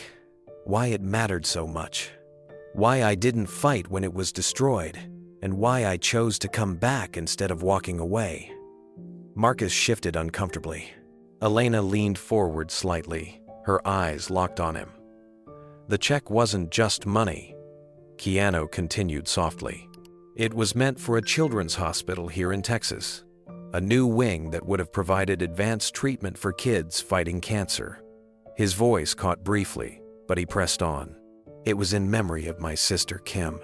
The silence deepened. Elena's eyes welled. Marcus blinked, stunned. She was my best friend, Keanu said quietly. She fought leukemia for years. I saw what sickness does to a child, what it does to a family. That's why I've given quietly, over and over, to hospitals and research foundations. That check was another promise to her, to keep fighting for kids like her. Marcus finally looked up, his face pale. And his voice cracked. I tore it apart like it was worthless. Keanu shook his head gently. You tore paper. But the meaning behind it, that almost broke me. For a moment, I thought maybe people don't change. That maybe kindness doesn't matter in this world. Elena's breath caught. But you stayed. He turned his gaze toward her, his eyes softening. I stayed because of you. When everyone else looked at me like a problem, you looked at me like a person. That one act of compassion convinced me not to give up. Instead of canceling the donation, I doubled it. The hospital is going to get twice as much as I first planned, because you reminded me of what really matters. Elena covered her mouth, tears spilling. She whispered, I didn't do anything special. You did everything. Keanu said simply. Marcus's head dropped into his hands. All these years, I thought protecting the bank was the greatest responsibility I had. But you were carrying something far greater, and I treated it like trash. Keanu leaned forward, his tone steady but kind. That's why I wanted you here, Marcus, not to punish you. To show you that every decision we make affects more than numbers. It affects lives. The room remained still, the weight of Keanu's words sinking into every corner. Elena wiped her tears with the back of her hand, trying to compose herself. Marcus sat slumped forward, his pride stripped away, staring at the table as though it could somehow absorb his shame. Keanu's voice softened. I almost walked away that day. When the check was torn, I thought about how easy it would be to stop giving, to stop trusting people. But then I remembered my sister's smile, even in pain. She used to say, "Don't let the world harden you, Keanu. Promise me you'll stay kind." That promise is the reason I'm here, Elena whispered. She must have been incredible. She was, Keanu replied, his eyes misting for the first time. And I can't bring her back, but I can honor her. Every child who gets another chance because of these donations, that's my way of keeping her spirit alive. Marcus finally raised his head. His voice was rough, weighted, with regret. I never thought beyond policies and procedures. I thought tearing up that check was a victory for the bank, but I wasn't protecting anyone. I was destroying hope without even realizing it. Keanu leaned forward. And now you see why it matters. Money isn't just numbers on a page. Sometimes it's a lifeline. Sometimes it's a memory. Sometimes it's a promise kept to someone who's gone. The words cut deep into Marcus, deeper than any reprimand could have. He felt exposed, confronted not by anger, but by truth. Elena turned to him, her voice steady but compassionate. Marcus, you can't change what happened, but you can decide what happens next. You've already started. I saw it yesterday with that grandmother. That was real growth. Marcus shook his head slowly. But how do you come back from tearing up something like that? How do you look at yourself knowing you almost robbed children of their chance to live? Keanu answered firmly but gently. You learn. You let it transform you. Failure isn't the end if it makes you better. What matters is whether you choose to keep seeing people as problems or as human beings. The silence stretched again, but this time it wasn't heavy with shame. It carried the fragile beginnings of change. Keanu shifted his gaze to Elena. And you need to understand that kindness isn't small. That day in the lobby, when you looked at me differently, you didn't just show me courtesy. You reminded me of humanity. And because of that, an entire hospital will be funded. Her eyes widened. Because of me? Because of you, Keanu said firmly. Compassion has a ripple effect. You may feel like it was just one moment, but that moment changed everything. You don't know who's watching or how far it reaches. That's why I invested in this bank. To build a place where kindness isn't rare, it's the standard. Marcus's throat tightened. He turned to Elena, his voice breaking. I spent decades thinking kindness was weakness, and you showed me it's the strongest thing of all. She shook her head softly. No, Marcus, you chose to listen. That's strength too. Keanu stood, his figure calm but resolute. The truth about that check needed to be revealed. Not to shame anyone, but to remind us all of why we're here. Not for profit, not for power, for people, for lives, for promises worth keeping. The three of them sat in that quiet room, each carrying different emotions, regret, hope, and resolve. But together, they understood one thing. The torn check was not the end of the story. It was the beginning of a transformation. For the bank, for them, and for everyone who would walk through those doors. 3 months later, the branch looked unrecognizable. The bulletproof glass had been removed, replaced with open counters and warm lighting. A small coffee station welcomed customers at the entrance, and a children's corner in the lobby had crayons, puzzles, and picture books. The sterile silence of the old bank had been replaced with quiet laughter and casual conversation. People no longer hurried out the doors. They lingered, feeling like they belonged. The numbers reflected the change. Customer satisfaction surveys, once abysmal, soared to record highs. Complaints dropped dramatically. For the first time in years, new accounts were opening faster than they closed. Other branches in Texas began calling to ask, "What's happening in Austin? How are you turning things around?" Elena walked the floor with confidence, greeting staff by name, stopping to ask about their families, encouraging them when challenges arose. She was no longer the timid teller who once hesitated to speak up. Now, she was the director of customer experience, not just for the branch, but company-wide. Rebecca Sterling herself had made the announcement saying, "What you started here, Elena, is changing the way we think about banking." Her rise hadn't been easy. She worked long nights designing training modules, rewriting customer service policies, and coaching her team to believe in the new approach. But she never lost sight of the moment that had started it all, the day she looked at Keanu Reeves and chose compassion instead of judgment. That single act had carried her here, and she carried it forward into everything she did. And then there was Marcus. Gone was the stern, prideful manager who barked orders from behind his desk. Now he was a trainer, responsible for teaching new hires what he had nearly forgotten himself: humility and empathy. In every orientation class, he told the same story. "I once tore up a man's check because I judged him by how he looked. That man could have destroyed my career. Instead, he gave me a second chance. And because of that, I learned the most important lesson of my life. Never assume you know someone's worth. Treat every person with dignity." The trainees always listened in silence, the story striking them harder than any corporate manual ever could. Marcus's voice carried the weight of a man who had stumbled badly, then found the courage to stand again. Customers began to notice the difference. Elderly clients no longer dreaded coming in with complicated paperwork. They were greeted with patience and genuine help. Young couples seeking mortgages left with not just contracts, but understanding. Even small gestures, like remembering a customer's name or asking about their family, became standard practice. The branch was thriving, but more than that, it was alive.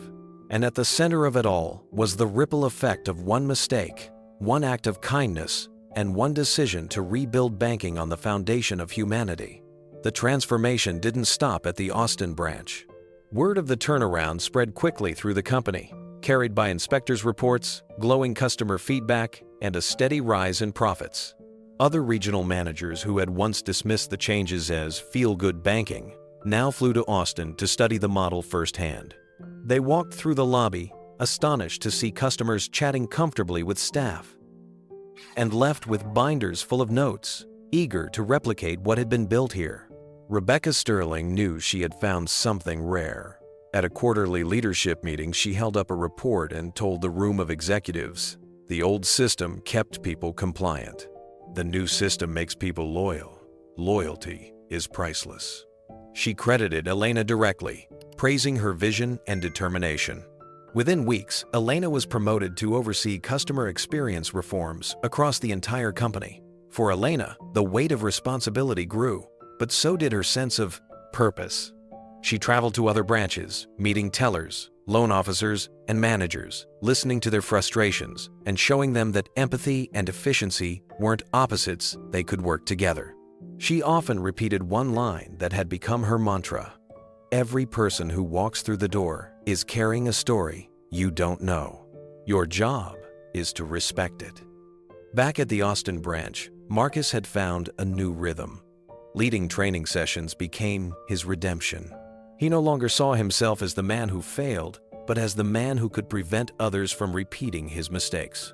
In one session, a young recruit asked him directly, "Do you ever wish you could go back and change what happened with that check?" Marcus paused before answering.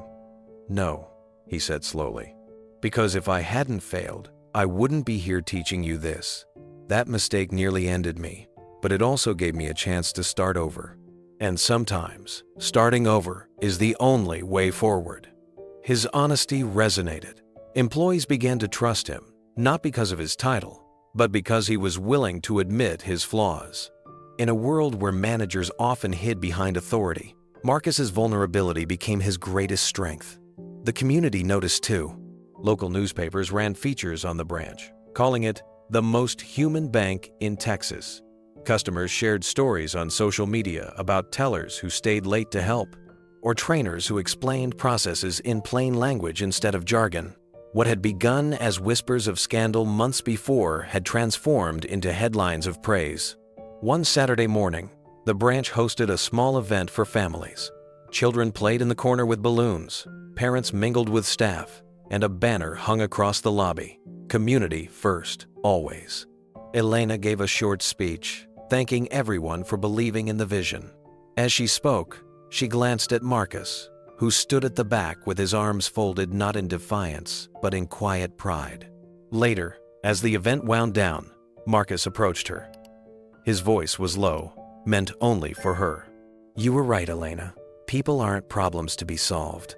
They're lives to be respected. Thank you for reminding me of that." She smiled warmly. "You reminded yourself, Marcus. I just gave you a nudge." The bank was no longer just a financial institution. It was a model for others across the country, proof that even in the world of numbers and profit margins, humanity could thrive. And all of it traced back to one torn check, one mistake, and the choice to turn failure into transformation. The late afternoon light slanted through the tall glass windows of the branch, painting the floor in warm gold. The bustle of customers had slowed, leaving behind a quieter hum. Keanu stood near the entrance, his hands in the pockets of his jacket, watching the staff go about their work with a quiet pride. The bank no longer looked like the place where his check had been torn apart months earlier. It felt alive, welcoming, full of people who believed in the value of kindness. Elena joined him, a folder tucked under her arm, her expression bright despite the long day. "It's hard to believe this is the same branch," she said softly. 3 months ago, no one would have imagined this." Keanu gave her a small smile. "Sometimes change doesn't come from grand speeches or massive strategies. Sometimes it comes from one person doing the right thing when it's hardest." Her cheeks flushed. "I only did what anyone should have done." "No," Keanu replied firmly. "You did what most people wouldn't. You chose compassion when judgment would have been easier. And because of that, this place and a lot of lives beyond it changed." Marcus walked toward them then, his tie loosened, his expression reflective. He looked different now, less like a man guarding a fortress and more like someone who had found peace in humility. He stopped a step away, meeting Keanu's eyes with a sincerity that had taken him months to find. "You told me failure could teach more than success," Marcus said. "I didn't believe you. But now I do. I was blind to what mattered, and I want to thank you for giving me a chance to see again." Keanu studied him for a moment, then placed a hand on his shoulder. "It wasn't me, Marcus. It was your decision to learn instead of resist. That's the hardest step for anyone. I'm grateful you took it." For a while, the three of them stood together in the fading light, the silence comfortable.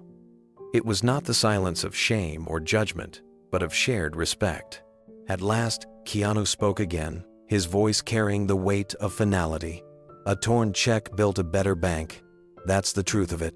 What seemed like a mistake became the foundation for something greater. And maybe that's how life works sometimes. The moments that hurt us most carry the seeds of our greatest transformations." Elena's eyes glistened. Marcus bowed his head, and Keanu, with his quiet grace, knew it was time to step away, as he always did, not with fanfare, but with simplicity. Keanu lingered by the doors, watching Elena pause to help a young mother balance paperwork while her child tugged at her sleeve.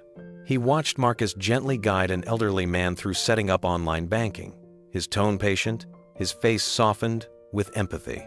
What once had been a cold institution now pulsed with warmth, and Keanu felt the quiet satisfaction of a promise kept. He turned back toward them one last time. "You both taught me something important," he said. His voice was low, steady, carrying more weight than volume. "Elena, you reminded me that compassion is not weakness, it is strength. And Marcus, you reminded me that humility can build something stronger than pride ever could. For that, I am grateful." Elena swallowed hard, touched by his words. Marcus, unable to find the right reply, simply nodded, emotion clouding. his eyes. Keanu straightened, his gaze sweeping over the lobby, the employees, the customers, the quiet hum of a place transformed. Then he said, almost as if speaking to himself, "True wealth isn't measured by numbers in an account. It's measured by how we treat people, by how we choose to see them, even when the world tells us to look away." He didn't wait for applause or acknowledgement. He never did. With a final nod, he slipped through the doors and out into the evening air, unnoticed by most of the city rushing past. That was the way he preferred it. No headlines, no spotlight, just the knowledge that something good had been set in motion. Inside, Elena exhaled a long breath, feeling the weight of the moment settle into her heart. She turned to Marcus, who still stood by the counter, lost in thought. "Do you think people will remember this?" she asked softly. Marcus shook his head slowly. "They won't remember the details. They'll remember how they were treated, and that's enough." The words carried a strange comfort, a reminder that legacy isn't about recognition but about the ripples left behind.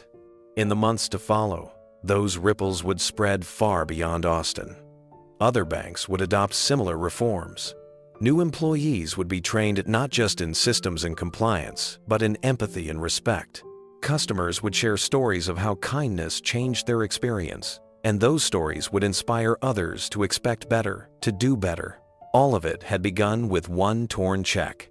And now, as the story of the branch reached its close, so did Keanu's reflection.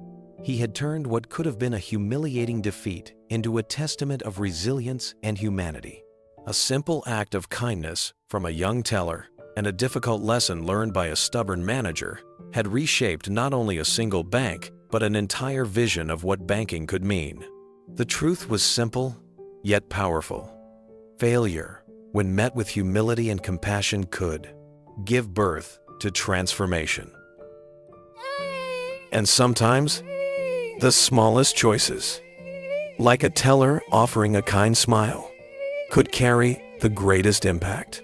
As Keanu walked down the quiet Austin street, the words of his sister echoed in his mind once more. "Don't let the world harden you. Stay kind." He smiled faintly, knowing he had kept that promise, not just for her, but for everyone whose lives had quietly been touched by this story. And now, to those hearing the story, the lesson was clear. If you believe kindness can change the world, share this incredible story. What would you have done if you were the teller that day? Tell us in the comments below.